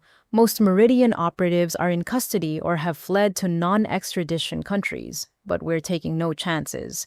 Everyone has protection details. Catherine gathered us for final preparation. Tomorrow, opening statements begin. The prosecution will paint a picture of greed and betrayal. The defense will counter with family dysfunction and manipulation. Through it all, remember why we're here. Justice, I suggested. Truth, she corrected. Justice is what the jury decides. Truth is what you provide. Tell your story, present your evidence, and let 12 strangers decide what it all means. That night, I couldn't sleep. Tomorrow, I'd face my family in court. Dad would confess his failures, Mom would perform her innocence, and Marcus would hide behind psychiatric terminology. The world would watch our dysfunction dissected for entertainment. But something bigger was at stake. The 13 women who'd survived similar betrayals needed this conviction. Future researchers needed protection. The integrity of scientific research itself hung in the balance. Sarah knocked on my door at 2 a.m. Can't sleep either. Keep thinking about all the ways this could go wrong. Or right, she countered. Your family is going to prison. Meridian is destroyed. Your research is saving lives. You've already won Karla. Tomorrow's just paperwork. Expensive, traumatic paperwork. The best kind, she joked weakly. We sat in comfortable silence, 2 women who'd risked everything for science and somehow survived. Tomorrow would bring more pain, more revelations, more public dissection of private wounds. But after tomorrow would come the next day and the next. Days filled with research and progress, collaboration and hope. My family had tried to steal my future. Instead, they'd created a movement that would protect researchers for generations. Ready for tomorrow? Sarah asked. No, but I'll do it anyway. That's my boss, saving the world one impossible day at a time. As dawn approached, I thought about the cancer patients whose lives hung in the balance. They didn't care about our family drama or Meridian schemes. They cared about survival, about hope, about treatments that could give them more time. For them, I'd walk into that courtroom. For them, I'd relive the worst nights of my life. For them, I'd face the people who'd betrayed me most deeply. Because in the end, science wasn't about ego or profit or family loyalty. It was about service to humanity. And no trial, no matter how painful, would stop me from that mission. The federal courthouse erupted in chaos before we even reached the door. Protesters lined both sides of the pathway, some supporting family values, others championing women in STEM. Signs reading "Blood Before Business" competed with "Science Over Greed" as reporters shoved microphones at anyone who looked important. "Dr. Stevens, do you regret destroying your family?" a reporter shouted. "Karla, will you forgive your mother?" another called. Sarah and our security detail formed a protective wall guiding me through the mayhem into the courthouse's relative quiet.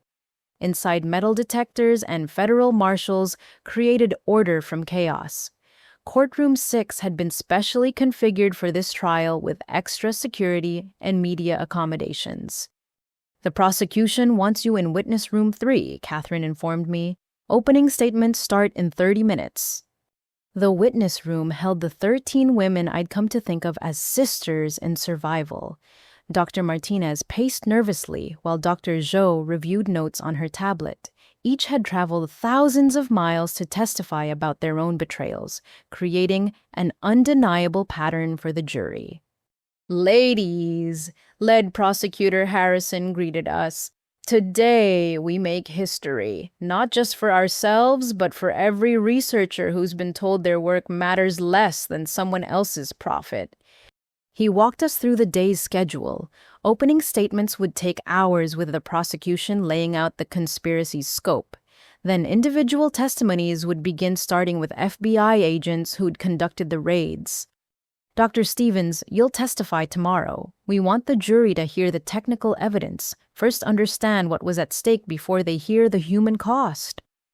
Through the window, I spotted my family being escorted in. Dad shuffled in leg shackles, head down. Marcus wore an expensive suit but looked hollow medicated.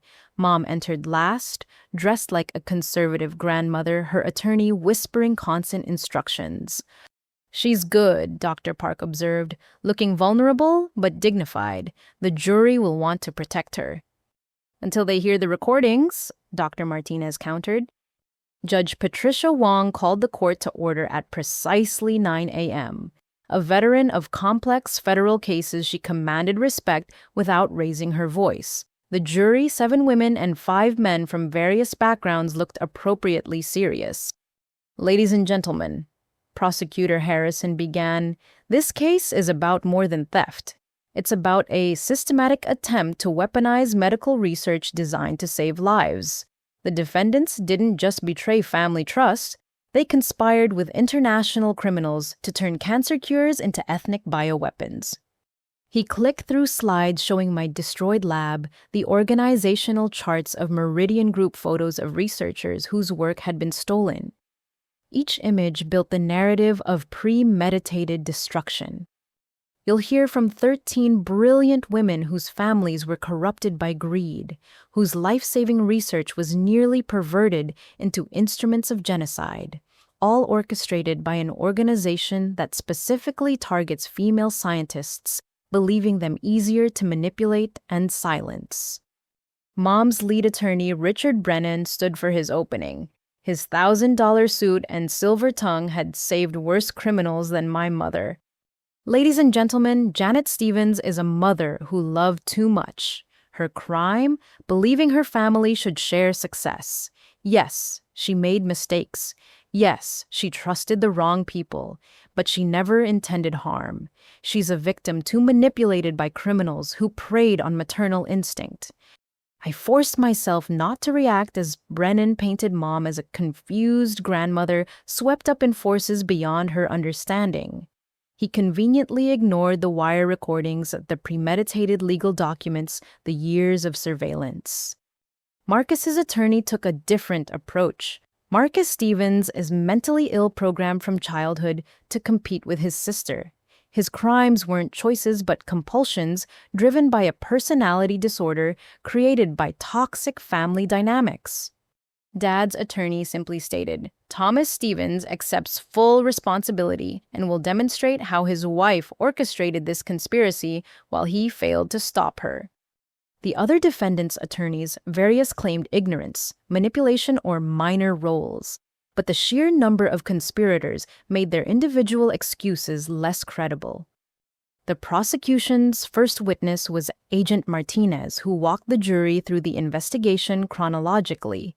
She showed security footage of my destroyed lab, emphasizing the violence of the attack.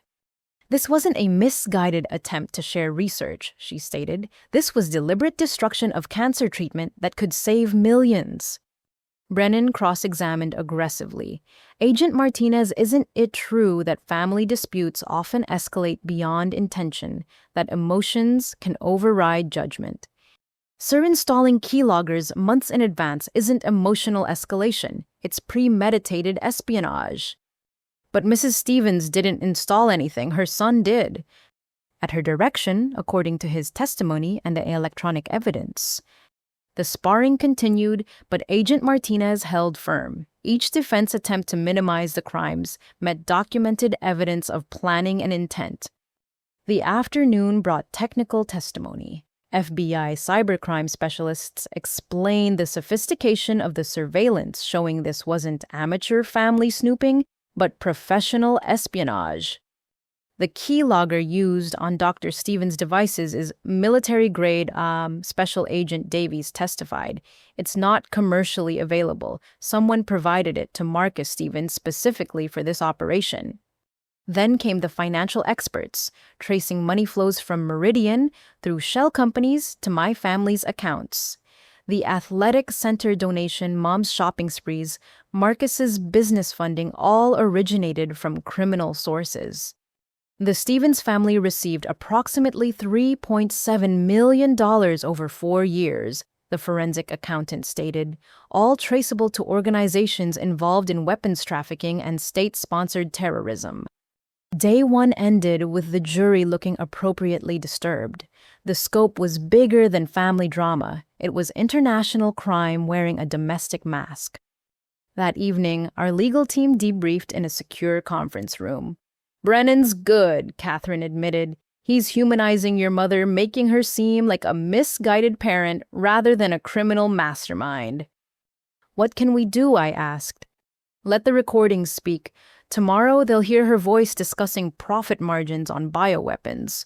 Hard to play grandmother after that." Emma had been monitoring media coverage. "Public opinion is split. Older viewers sympathize with your parents. Younger ones support you, but everyone's horrified by the bioweapon angle." "Good. They should be," Sarah said firmly. Day 2 brought more prosecution witnesses. The other 12 women testified via video link, each telling their story of family betrayal and stolen research. The cumulative effect was devastating. This wasn't one bad family, but a pattern of exploitation. Dr. Zhou's testimony particularly resonated. "My sister didn't just steal my quantum computing work. She stole my trust in family, my sense of safety, my belief that love meant protection. That's what these criminals do. They weaponize love itself." Then came the moment everyone waited for. The prosecution played Mom's wire recordings. Her voice filled the courtroom, nervously laughing as Meridian executives discussed using my algorithms to create ethnically targeted diseases. She asked about profit percentages, distribution methods, and how to maintain deniability. The sub-Saharan variant could eliminate millions. One executive said on the recording. "That's terrible," Mom responded, "but the profit margins must be substantial." The jury's faces changed. The grandmother image cracked as they heard her prioritize money over millions of lives. Under cross-examination, the FBI agent who'd recruited Mom as an asset revealed more. Mrs. Stevens initially refused to cooperate. It was only when we explained her daughter would likely be assassinated to prevent testimony that she agreed to wear a wire. "So she risked her life for her daughter," Brennan prompted. "She risked her life to avoid being charged with conspiracy to commit genocide," the agent corrected. Marcus took the stand next, his psychiatric defense crumbling under prosecution questions. Yes, he felt competitive with me. No, that didn't force him to install military-grade spyware. Yes, he understood the research could be weaponized. No, mental illness didn't make him discuss distribution networks. "You had choices," Prosecutor Harrison pressed. "Every day, every decision you could have stopped. Why didn't you—" Marcus looked at me for the first time. "Because I wanted to win. Just once I wanted to be the successful one. The special one. The one who mattered." "So you tried to steal research that could save cancer patients?" "I convinced myself it was just data. That Karla would create more. That no one would really get hurt." "What about when Meridian discussed ethnic bioweapons?" Marcus's voice dropped. "I told myself it was theoretical, that governments would never actually use them." "But you knew they would—" "Yes." His admission echoed through the courtroom. Mental illness or not, he'd chosen genocide over admitting his sister was more gifted. Dad's testimony was brief but brutal. He confirmed every prosecution point while admitting his cowardice. I watched my wife destroy our daughter's spirit for years. When she moved to destroying her work, I helped. There's no excuse. Mr. Stevens, his own attorney asked, do you believe you deserve leniency? No, I deserve whatever sentence keeps me from ever hurting my daughter again. Mom was scheduled to testify next, but during the lunch break, chaos erupted. She'd collapsed in the holding area apparently from a panic attack, or as Emma suggested cynically, a conveniently timed medical emergency to avoid testimony. Judge Wong wasn't impressed. Mrs. Stevens will testify tomorrow from a hospital bed if necessary. Court is adjourned. That evening, I sat with the other 12 women in our hotel's conference room. We'd formed an unlikely bond united by shared betrayal and determination to prevent others from suffering similarly. How are you holding up? Dr. Martinez asked. It's surreal, I admitted, watching your life dissected for public consumption. But necessary, Dr. Park added. My family still denies they did anything wrong. At least yours are facing consequences. Patricia Hammond joined us via video. The Foundation has received over 300 requests for protection from researchers worldwide. Your courage is inspiring others to speak up. What about those still trapped? Dr. Joe asked. Researchers whose families haven't been caught yet. We're working on extraction protocols, Patricia assured. Safe houses legal support whatever they need to break free. My phone buzzed with a text from an unknown number. I almost ignored it, then saw the preview from Marcus. Please read. His message was simple. I'm going to plead guilty tomorrow. No more psychiatric excuses. You deserve truth, not performance. I'm sorry for everything. I showed Sarah, who shrugged. Too little, too late. But at least he's finally taking responsibility. Unlike Mom, I said. Your mother will never admit fault, Sarah predicted.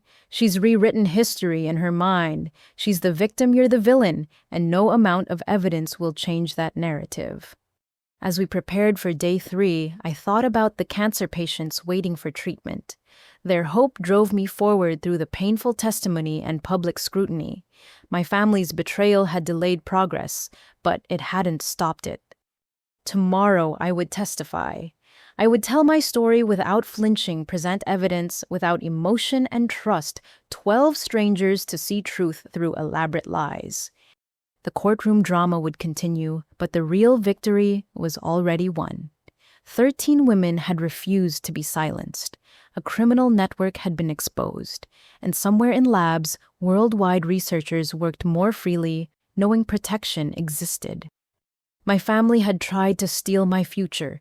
Instead, they'd created a movement that would outlive us all. The courtroom felt smaller from the witness stand. 12 jurors watched intently as I raised my right hand and swore to tell the truth, the whole truth, and nothing but the truth. The bailiff's words echoed with irony, considering I was here because my family had done the opposite for years. Dr. Stevens, Prosecutor Harrison began gently, please tell the court about your cancer research. I explained the algorithms in layman's terms, watching jurors lean forward with interest. Imagine the immune system as a security force that sometimes fails to recognize cancer cells as threats. My research teaches it to see what it's been missing to identify and eliminate cancer cells it previously ignored. And this research could save lives. Clinical trials suggest a 73% improvement in survival rates for certain cancer types. If fully developed, we could save approximately 200,000 lives annually in the United States alone. What happened on the night of November 28th? I described the celebration dinner, Mom throwing the champagne glass, the prepared legal documents. My voice remained steady, clinical, as if describing someone else's life. The documents were dated 3 weeks before the dinner. This wasn't a spontaneous request, but a planned ambush. They'd been monitoring my grant application through keyloggers, knowing I'd likely win. Harrison displayed the destroyed lab photos. Can you describe what you found? $4 million in equipment destroyed. 5 years of biological samples ruined. But worse, they'd stolen the server drives containing our algorithms. In the wrong hands, those could be weaponized for biological warfare. Objection, Brennan called. Speculation about potential misuse. Sustained, Judge Wong ruled. Stick to what actually happened, Dr. Stevens. I nodded and continued describing the destruction the FBI investigation Marcus's connections to Meridian Group. Each fact built upon the last, creating an undeniable pattern of conspiracy. Your mother claims she was trying to help Marcus pay debts. Were you aware of his financial situation? No, they hid it from me while monitoring everything about my life. I found out about the $800,000 in debt only after the lab was destroyed. Would you have helped if asked? I paused, considering. I would have helped Marcus find legitimate solutions, bankruptcy payment plans, legal ways to address debt. I wouldn't have given him my grant money because that's not how federal research funding works. Your family claims you've always been cold distant. How do you respond? I was different, not cold. I loved science-preferred books to parties found joy in solving problems. My family interpreted focus as coldness because it didn't center on them. Harrison showed childhood photos, report cards, science fair ribbons, evidence of a gifted child, not a cold one. Did your parents support your education? They paid for some early expenses but made me reimburse them from babysitting money. They canceled tutoring when Marcus needed sports equipment. They supported me financially only when it brought them social credit. Your brother testified about feeling overshadowed. Did you intentionally compete with him? I didn't compete with anyone. I competed with cancer, with unsolved problems, with my own limitations. Marcus created a rivalry where none existed because he couldn't accept that we had different strengths. Brennan's cross-examination came like a hurricane. Dr. Stevens, you're asking this jury to believe your entire family conspired against you. Isn't it more likely this was a misunderstanding that escalated? Keyloggers installed months in advance aren't misunderstandings. Legal documents prepared weeks early aren't spontaneous. Connections to international criminals aren't accidents.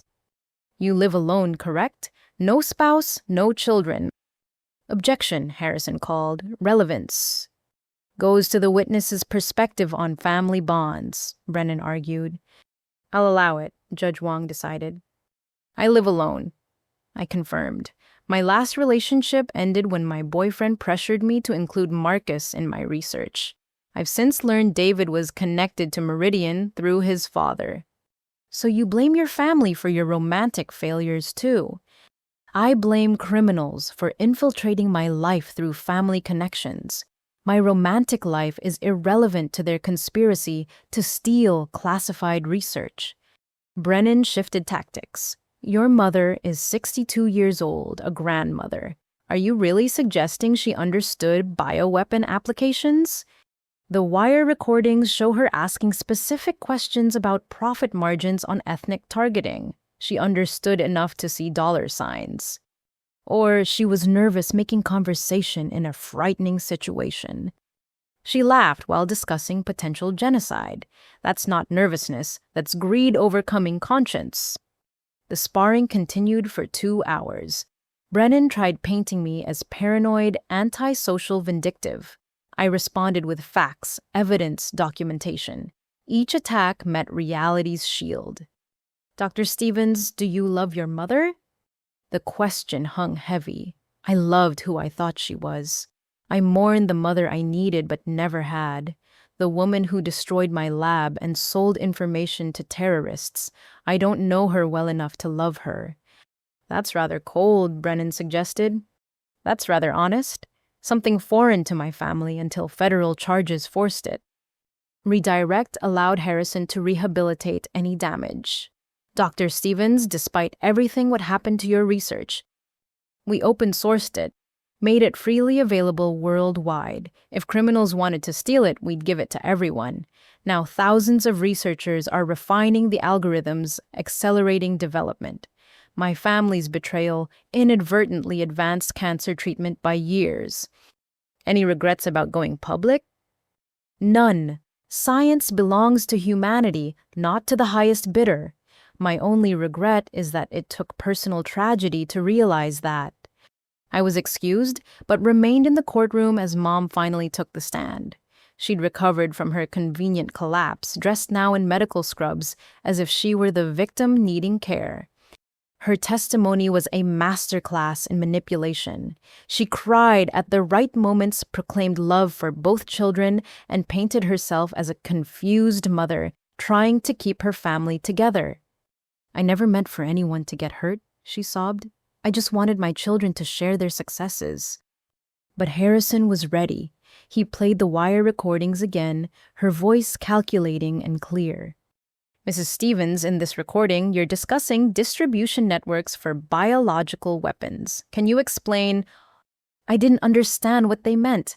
I thought they were talking about security systems. "You asked about profit margins on, quote, sub-Saharan variants. What security system targets sub-Saharan Africa?" Mom faltered. "I was confused." "You were recorded saying the Arabs would pay premium for anything targeting Jews. Were you confused about that too?" "That's out of context." Harrison pulled up emails from her computer. This message to Meridian executives states, "Karla's too ethical to see the profitable applications. We need to extract the research before she wastes it on charity cases. Your words, Mrs. Stevens." Mom's carefully constructed image crumbled. The jury saw the real woman beneath the grandmother costume, calculating and cold in ways she'd always accused me of being. "I was trying to protect my family," she insisted.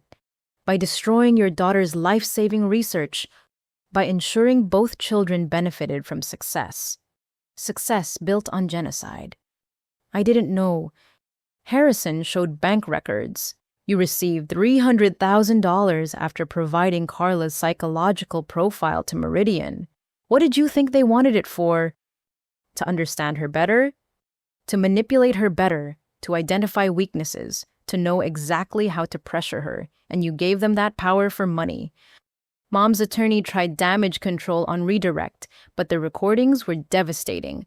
Her voice discussing ethnic cleansing for profit would echo in jurors' minds during deliberation.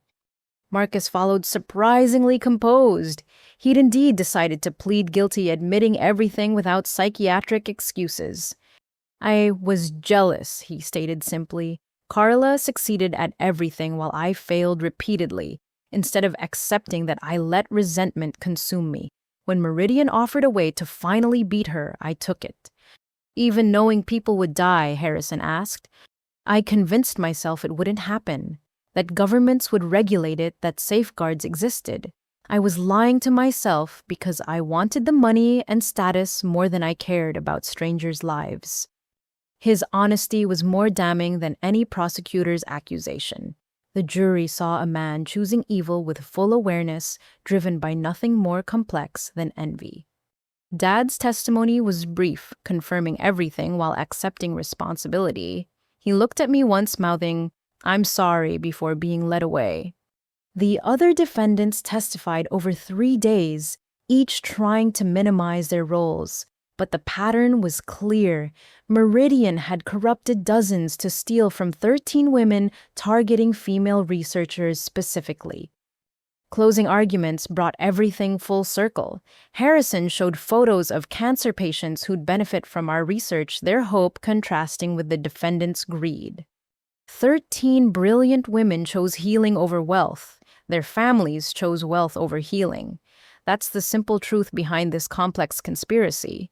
The defendants didn't just betray family, they betrayed humanity itself. Brennan made one last attempt to humanize Mom. Janet Stevens made terrible mistakes, driven by maternal instinct, perverted by criminals. She deserves punishment, but also mercy. Remember, she's a mother who loved imperfectly, but genuinely. Marcus's attorney had little to work with given his guilty plea. Karla Stevens accepts responsibility and asks only that you consider the psychological manipulation he endured from childhood. Dad's attorney simply asked for a fair sentence reflecting his cooperation. Judge Wong gave final instructions, emphasizing the difference between sympathy and reasonable doubt. The jury filed out carrying the weight of justice for 13 women and millions of potential cancer patients. We waited. Hours passed. The 12 women gathered in a conference room sharing stories and dark humor. Patricia Hammond coordinated media responses while Catherine prepared for various verdicts. Whatever happens, Dr. Martinez said, we've already won. The world knows what we survived. Future researchers have protection. My phone buzzed. Sarah had sent lab results from teams worldwide. The open source approach was working. Multiple breakthroughs had occurred simultaneously, accelerating development beyond our wildest hopes. Your research is succeeding because of the publicity, she wrote. Every university wants to contribute to the project that survived family betrayal and criminal conspiracy. 3 days later, the verdict came. We find the defendants guilty on all counts. The word guilty repeated 47 times as each defendant heard their fate. Mom collapsed this time genuinely. Marcus nodded as if expecting it. Dad showed no emotion. Sentencing would come later, but the verdict was clear. The conspiracy to steal and weaponize medical research had failed. Justice, imperfect but real, had prevailed. Outside the courthouse, media waited. This time I stopped to speak. 13 women refused to let family betrayal stop scientific progress. Our research is now advancing faster through global collaboration than it ever could have through secrecy. To anyone facing similar pressure, you're not alone. Speak up. Fight back. Science belongs to humanity, not to those who would pervert it for profit. The other 12 women joined me on the courthouse steps. Together, we represented resilience, brilliance, and refusal to be silenced. Our families had tried to steal our futures. Instead, they'd created a sisterhood that would protect researchers for generations. The trial was over. The real work, saving lives through science while protecting those who dedicate themselves to discovery, had just begun. The sentencing hearing arrived 6 weeks after the guilty verdicts. Those weeks had been a whirlwind of victim impact statements, sentencing reports, and media coverage that refused to die down. Time magazine ran a cover story, "The Women Who Refused to Be Silenced," featuring all 13 of us standing in our respective labs. I entered the courthouse for what I hoped would be the last time, flanked by Sarah and our ever-present security detail. The protesters had evolved too now, including science advocacy groups and women's rights organizations supporting us. "Karla, how do you feel about your mother facing life in prison?" a reporter called. I didn't answer. How could I explain the complex grief of losing a mother who'd never really existed? Inside courtroom 6, the atmosphere was somber. Defendants filled 3 rows, some resigned, others still defiant. Mom sat rigid, having aged visibly during the trial. Her hair, once perfectly styled, hung limp and gray. The designer clothes had been replaced with a plain black suit that emphasized her diminished state. Judge Wong called the session to order. "We're here for sentencing in United States versus Stevens et al. I have reviewed all materials, including victim impact statements and the pre-sentencing report. I'll address each defendant individually." She started with the minor players, Meridian, employees who'd facilitated but not orchestrated.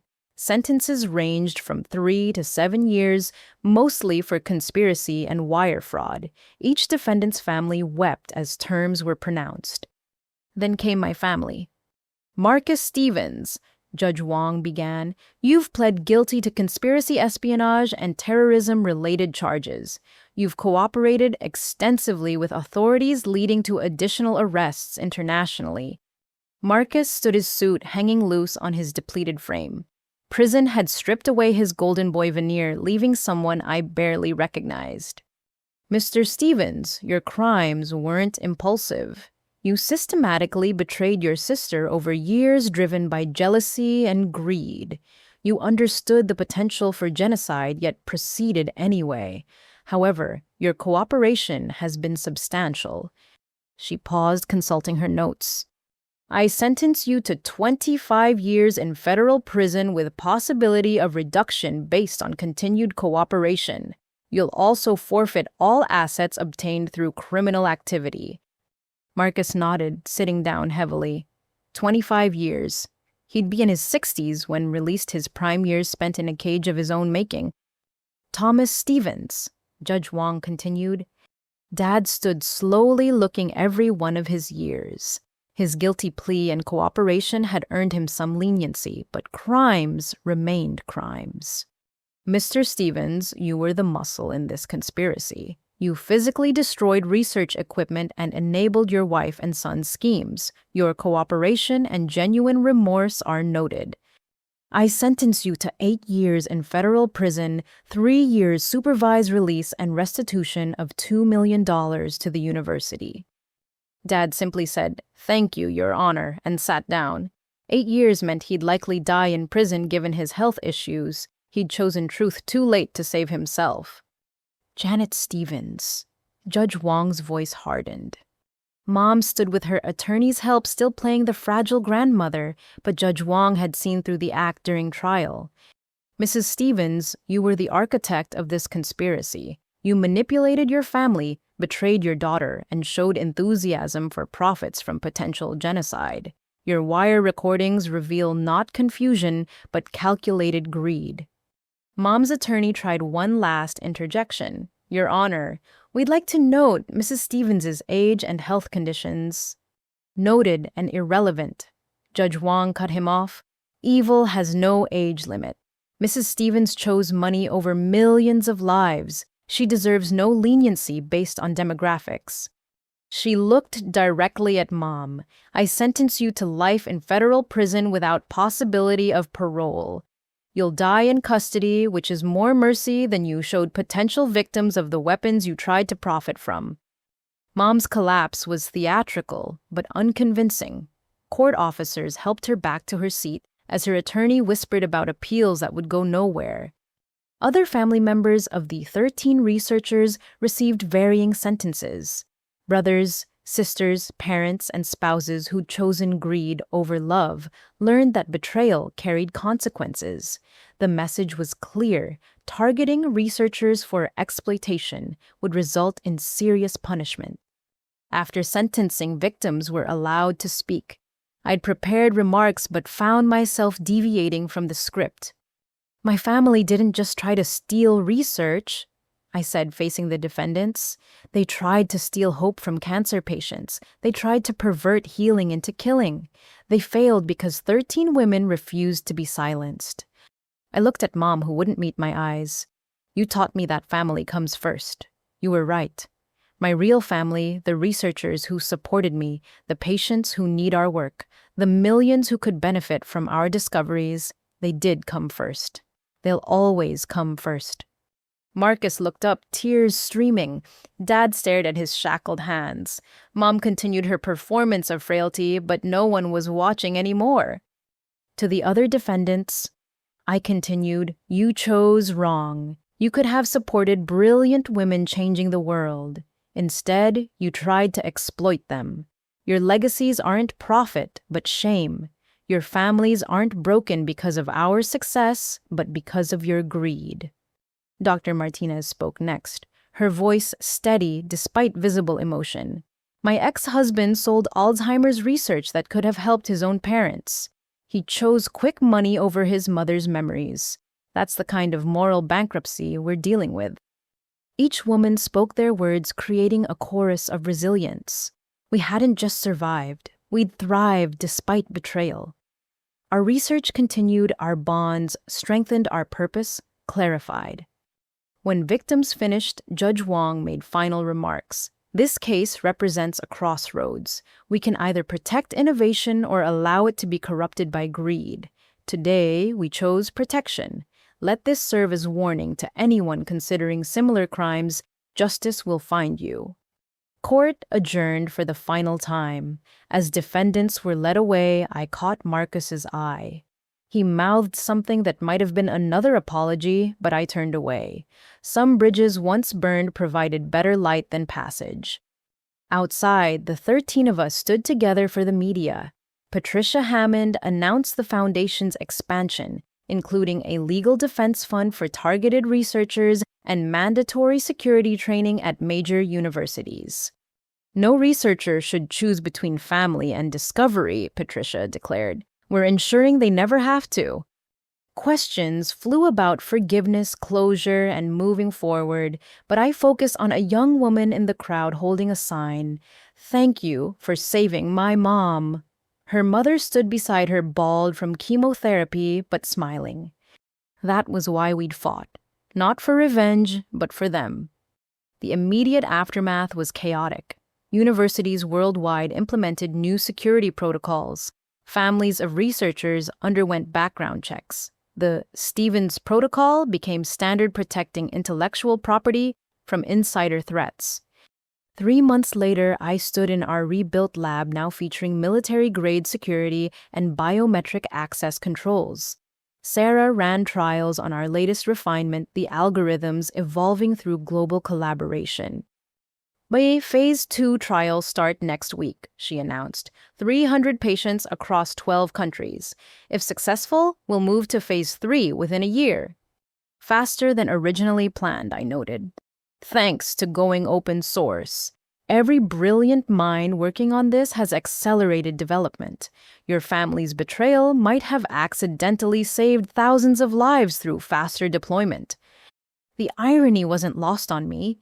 Mom's greed had catalyzed a revolution in collaborative science that would benefit millions. My phone rang. Emma calling with updates on the civil suits. The 13 of us were suing Meridian's assets for damages, with proceeds funding research and victim support. The Swiss banks finally released the frozen accounts, she reported. Meridian had $600 million in various currencies. Judge approved our distribution plan. How much per researcher? About $30 million each after legal fees, but most are donating it back to the foundation. Dr. Park's setting up a scholarship fund for women in STEM from families that don't support their ambitions. $30 million, more money than my family had dreamed of stealing. But it felt hollow compared to the satisfaction of our research advancing. That evening, I visited grandmother's grave. She'd passed during the trial, her final recordings admitted as evidence of my family's long-term dysfunction. I placed flowers and updates about the trial's outcome. You were right, I told the headstone. Family isn't blood, but choice. I chose correctly, even if it took tragedy to see clearly. Wind rustled through cemetery trees as I shared news about our research progress, the global collaboration, and the protections now in place for future researchers. Grandmother would have been proud, I think, to see her granddaughter refuse to break. A year later, I received a letter forwarded through the federal prison system. Marcus's handwriting shaky but recognizable. Karla, I won't ask for forgiveness because I don't deserve it. I'm writing to tell you that I've been working with FBI psychiatrists to understand how I became capable of such evil. The simple answer is that I chose it step by step, decision by decision. Mom still maintains she did nothing wrong. Dad reads everything about your research and cries. I've started teaching literacy to other inmates, trying to add something positive to the world instead of only taking. Your research will save lives. I tried to corrupt that into death. The 25 years I'm serving isn't justice for that level of evil, but it's a start. I hope you never think of me. I hope you forget you had a brother. I hope your real family, the one you chose, gives you all the support we denied. Don't respond to this. Let me disappear into the consequences I earned. Marcus. I read it twice, then filed it without responding. He was right. Some relationships were better left in the past.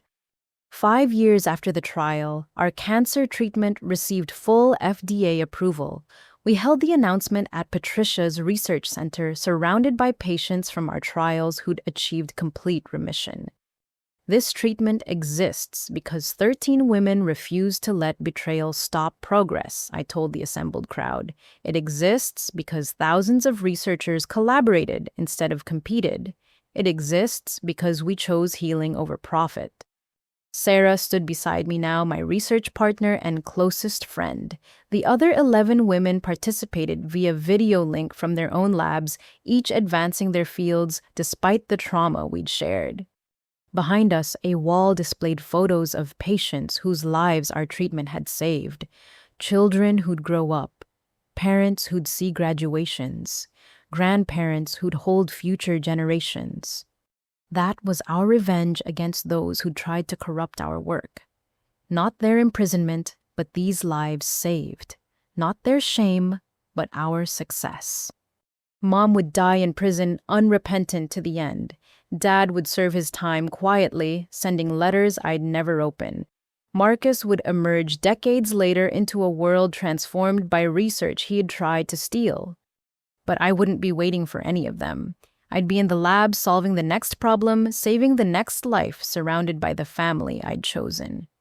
The verdict had been justice. The fallout had been transformation. And the future. The future belonged to science, protected and shared the way it always should have been. The new Stevens Institute for Collaborative Cancer Research stood gleaming in the California sunshine, its architecture a blend of cutting-edge technology and warm, welcoming spaces. 2 years after the trial's conclusion, Patricia Hammond had made good on her promise to transform how research was protected and shared. "Ready for this?" Sarah asked as we stood at the entrance for the grand opening. "As ready as anyone can be to have their name on a building funded by their family's crimes," I replied. The institute was partially funded by assets seized from Meridian Group and my family's ill-gotten gains.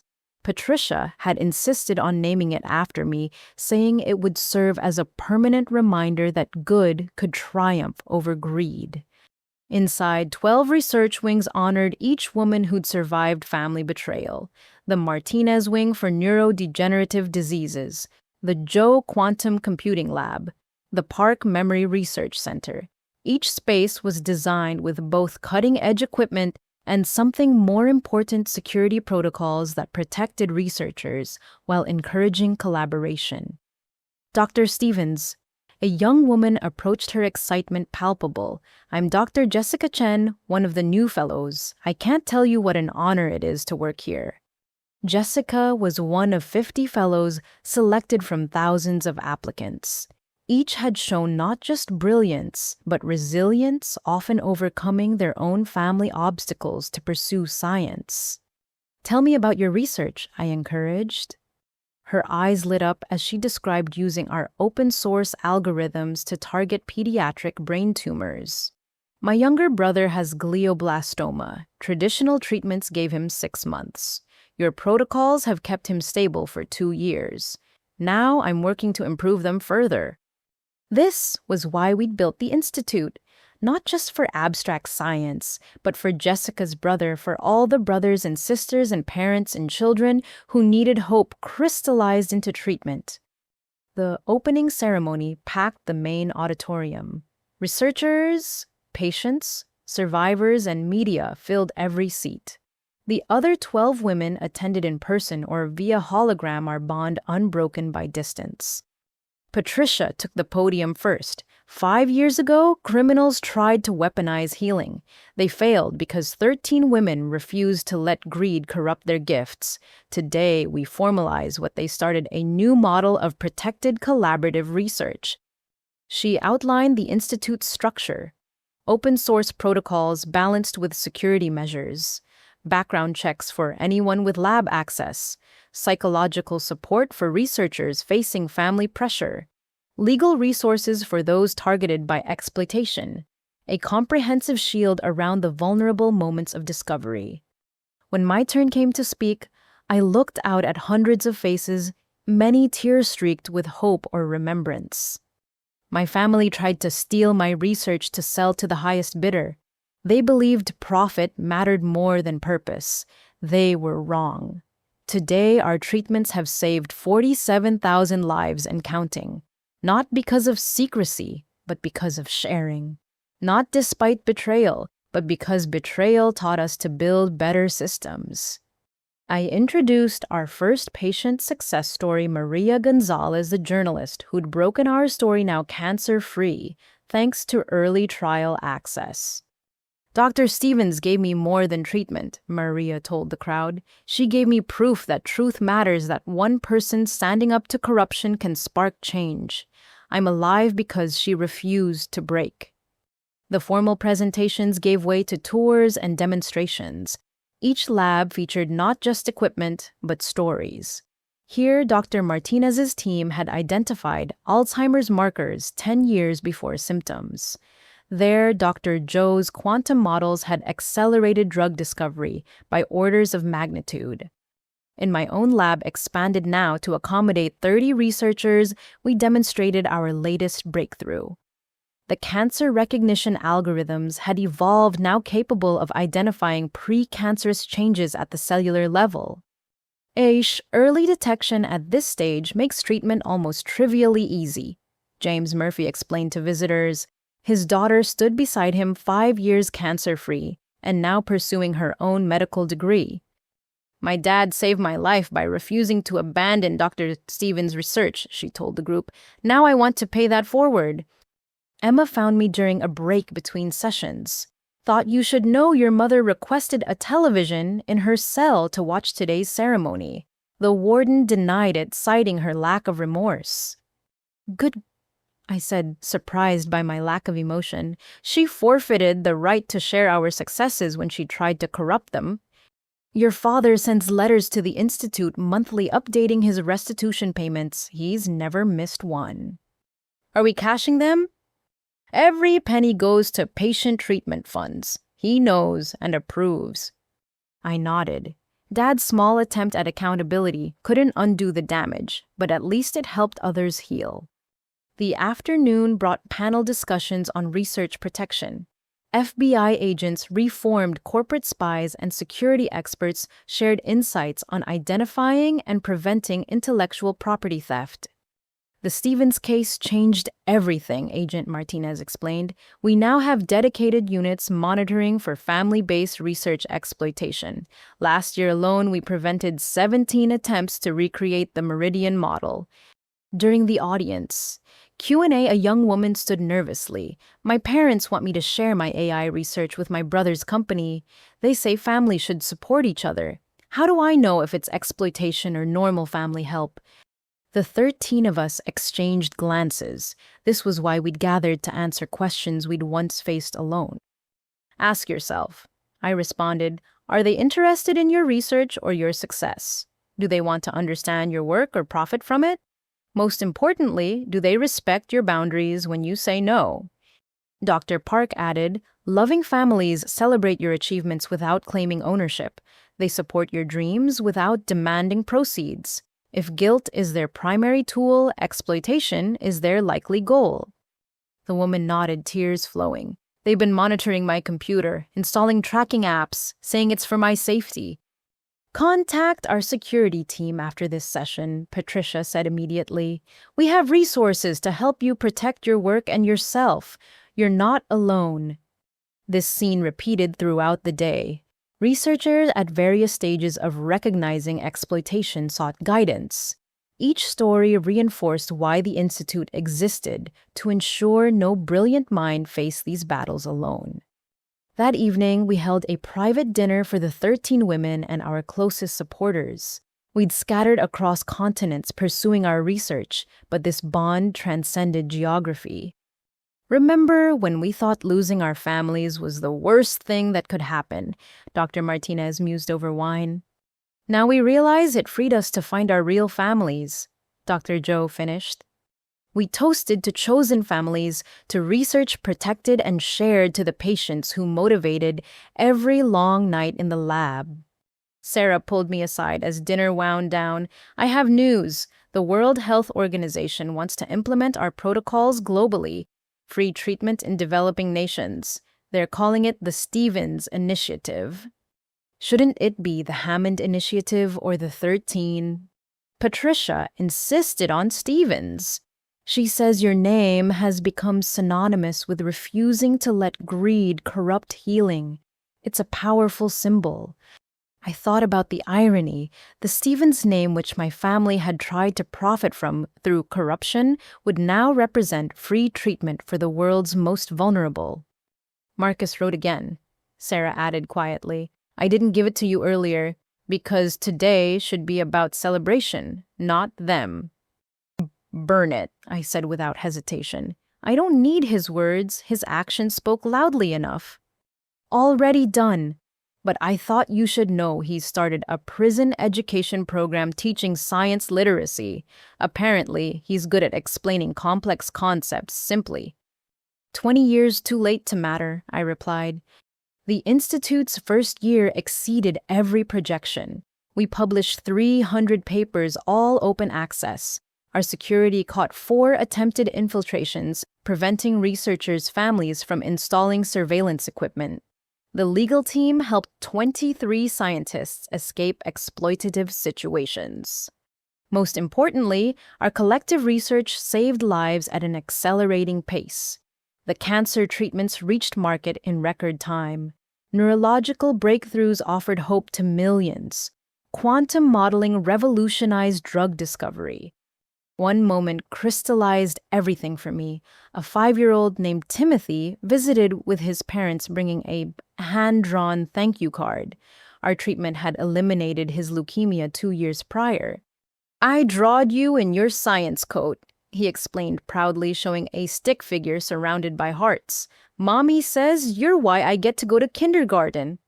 His mother wept as she thanked us. The doctors gave him 3 months. That was 4 years ago. Every birthday, every Christmas, every ordinary Tuesday we get is because you refuse to let criminals win.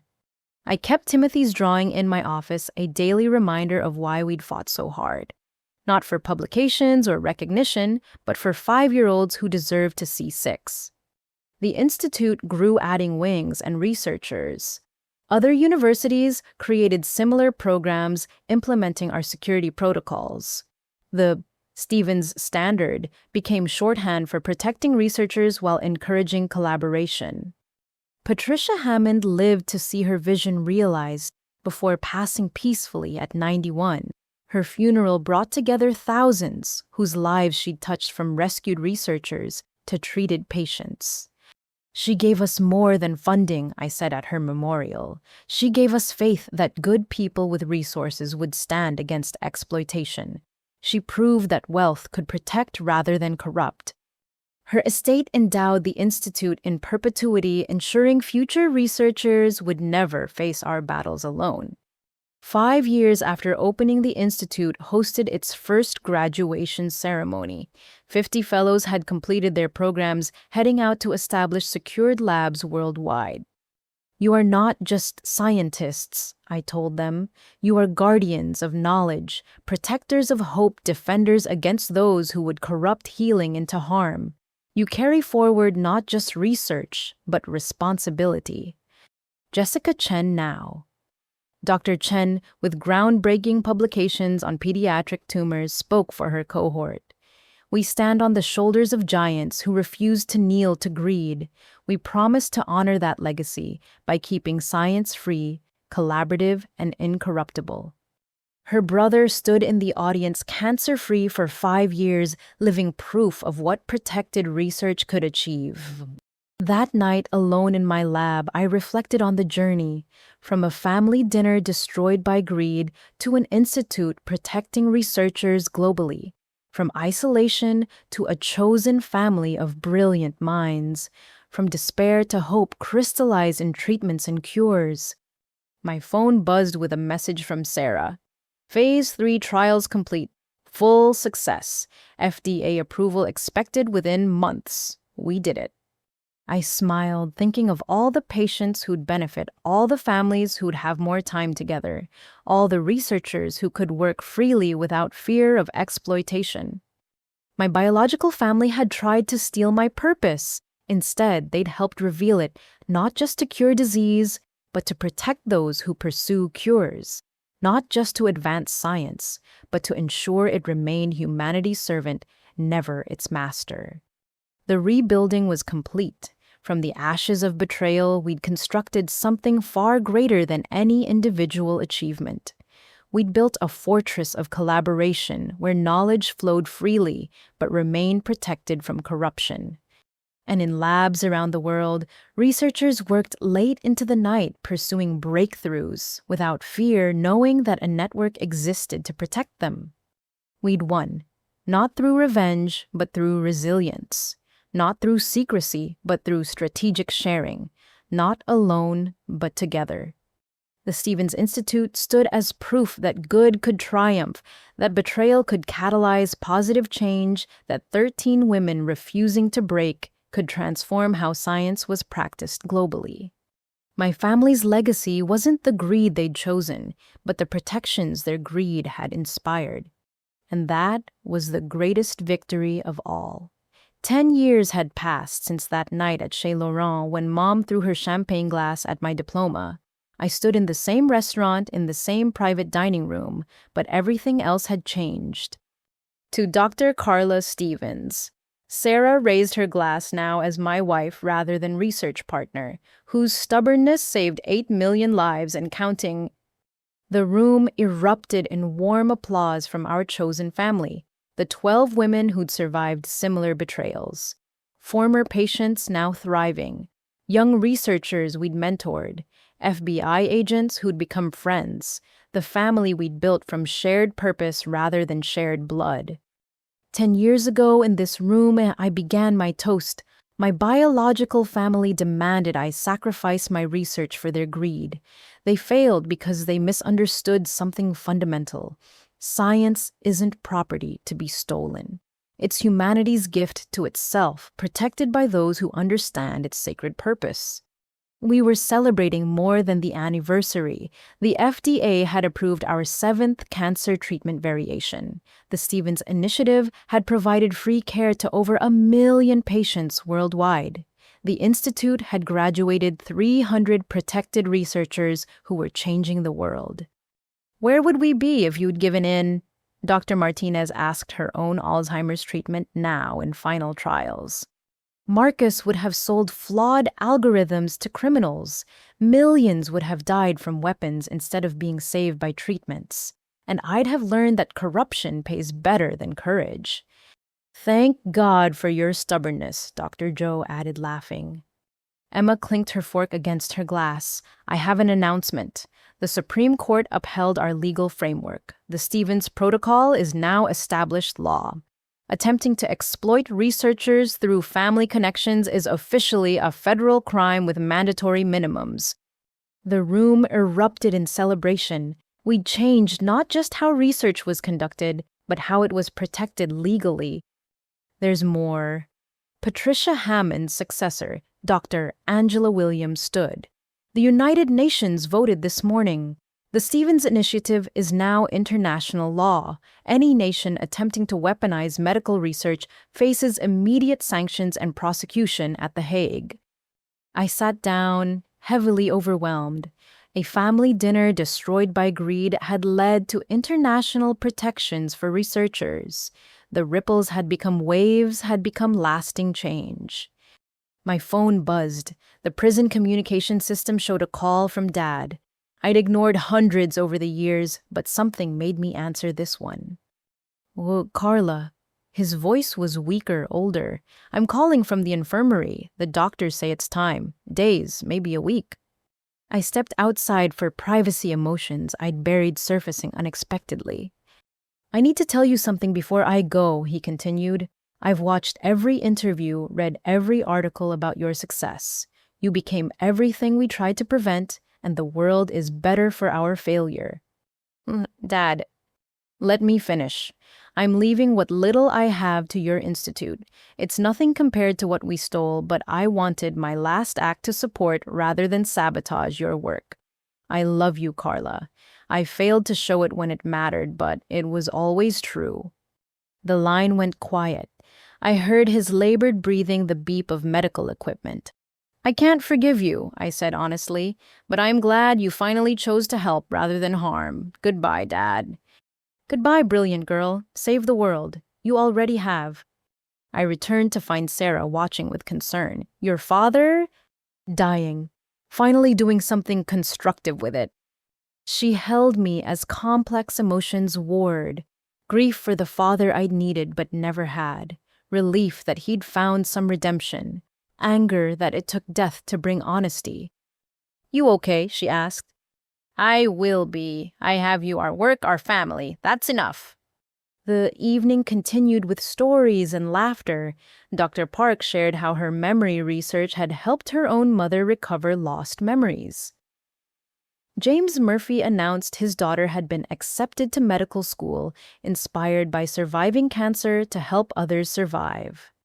None of this would exist without that terrible night, Jessica Chen observed. It's strange to be grateful for betrayal. Not grateful, I corrected, but willing to transform poison into medicine. That's what we do after all. Take the deadliest things and find ways to make them heal. Near midnight, as the gathering wound down, I found myself on the restaurant's balcony with the 12 women who'd become my sisters. We stood in comfortable silence, each lost in memories of our own betrayals and triumphs.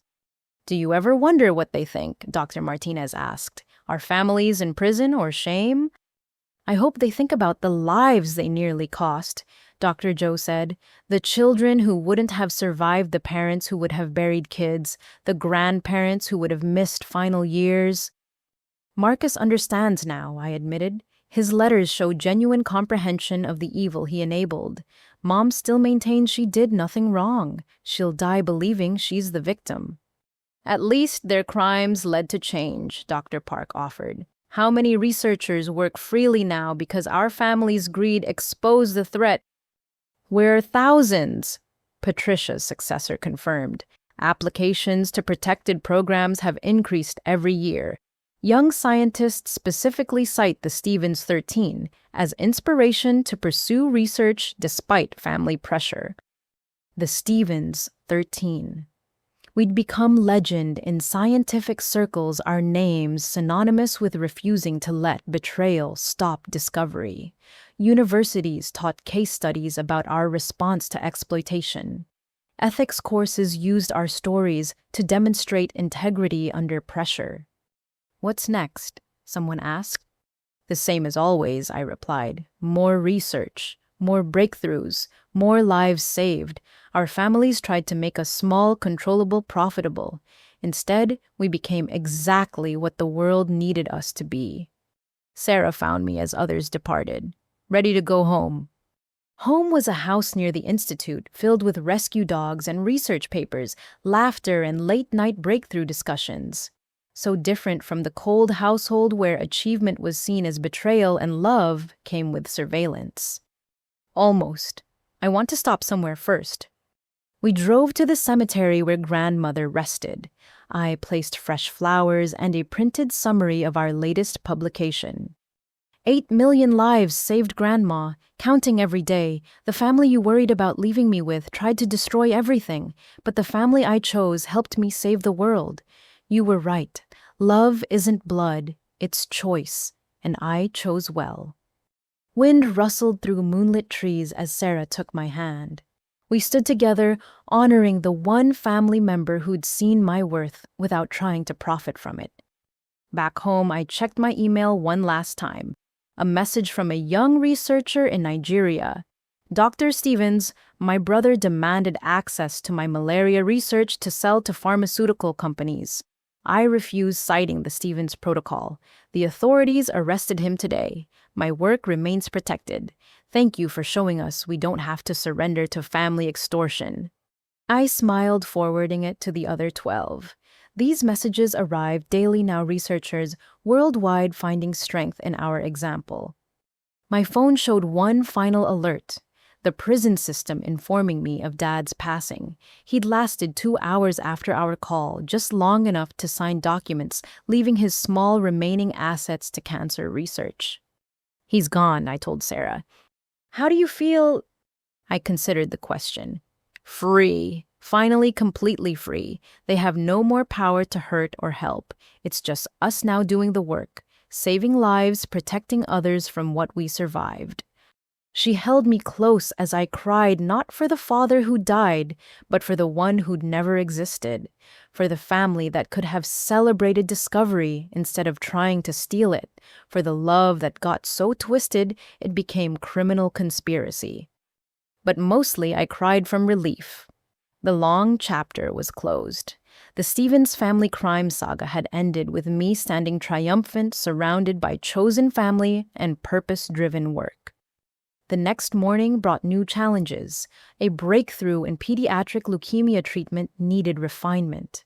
The Institute's newest fellow faced pressure from her in-laws to monetize her HIV research. Applications poured in for our next protected research cohort. "Business as usual?" Sarah asked over coffee. "The best kind of business. Saving lives, protecting researchers, advancing human knowledge. Everything my family tried to prevent." Marcus had 5 more years on his sentence. Mom would die in prison within the decade, unrepentant to the end. The other conspirators were scattered through the federal system, their dreams of profit replaced by years of confinement. But their victims thrived. 13 women had refused to break, and from that refusal grew a global movement. Research proceeded, protected. Treatments reached those who needed them. Knowledge flowed freely, but safely, the paradox we'd solve through painful experience. I returned to my lab where young researchers waited with questions and possibilities. They looked at me with respect earned through survival, not stolen through surveillance.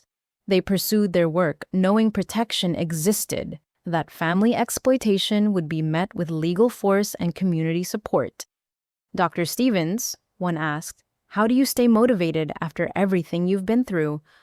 I gestured to the wall of patient photos, thousands of faces representing millions more. Children at graduations they wouldn't have seen. Parents at weddings they would have missed. Grandparents holding grandchildren who might not have been born without another year, another 5 years, another decade of life. They motivate me. Every life saved proves that choosing integrity over easy money was worth any price. My family thought they were entitled to profit from my work. Instead, my work profits humanity. That's the only legacy that matters. The day proceeded with experiments and analysis breakthroughs and setbacks, the rhythm of research that had sustained me through betrayal and beyond. But now it felt different, lighter. The weight of waiting for the next attack, the next betrayal, the next attempt to corrupt our purpose had lifted. We were free, protected by law, supported by community, driven by purpose. The very things my family had tried to steal their theft had made unstealable. That evening, I stood in the Institute's main lobby, watching researchers from dozens of countries collaborate without fear. The memorial wall listed those we'd lost to treatable cancers, while our research was delayed by family greed. But beside it hung photos of the millions saved since. "Was it worth it?" Sarah asked, joining me. Every moment of pain, every betrayal revealed, every family tie severed. Yes, it was worth it, because this, I gestured to the thriving institute, this is what family really means. People united by purpose, protecting each other's dreams, celebrating shared success without demanding ownership. Think you'll ever regret not reconciling? I did reconcile with the truth, with my purpose, with the family I chose. What more could I want? As we headed home, my phone buzzed with research updates from teams worldwide. The open source protocols had spawned innovations we'd never imagined. Cancer treatments evolved daily through collective brilliance. Other diseases fell to collaborative assault. The pace of discovery accelerated beyond any individual's capability. "You know what the real irony is," I told Sarah as we pulled into our driveway. "Mom always accused me of being selfish, but her greed forced me to share everything. Her attempt to profit made profit impossible. Her betrayal created the most selfless research model in history." "Poetic justice," Sarah agreed. Inside, our dogs greeted us with enthusiasm uncomplicated by human greed. We settled in for a quiet evening, the kind my childhood home never provided. No monitoring, no manipulation, no sense that love came with conditions and surveillance. Just peace, purpose, and the knowledge that tomorrow would bring new chances to save lives. I thought about Timothy, the 5-year-old whose drawing still hung in my office.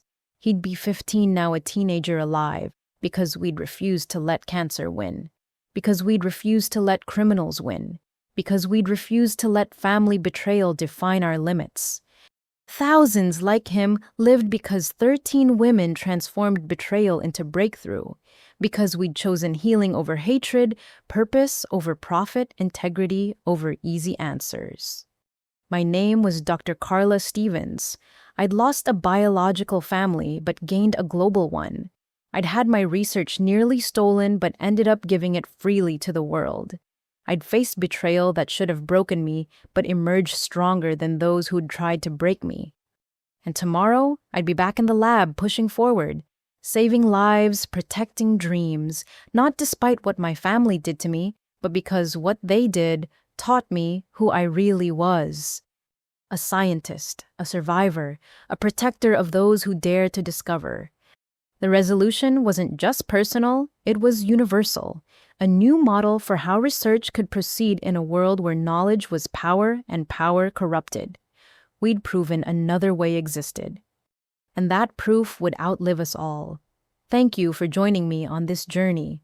If you or someone you know has faced pressure to compromise your work or dreams for family profit, remember, you're not alone. The Stevens 13 stand as proof that integrity can triumph over exploitation. Like this story, please comment with your thoughts on family betrayal and the courage to choose purpose over pressure. Subscribe for more stories of resilience and triumph. Share this with anyone who needs reminding that their dreams matter more than others' greed.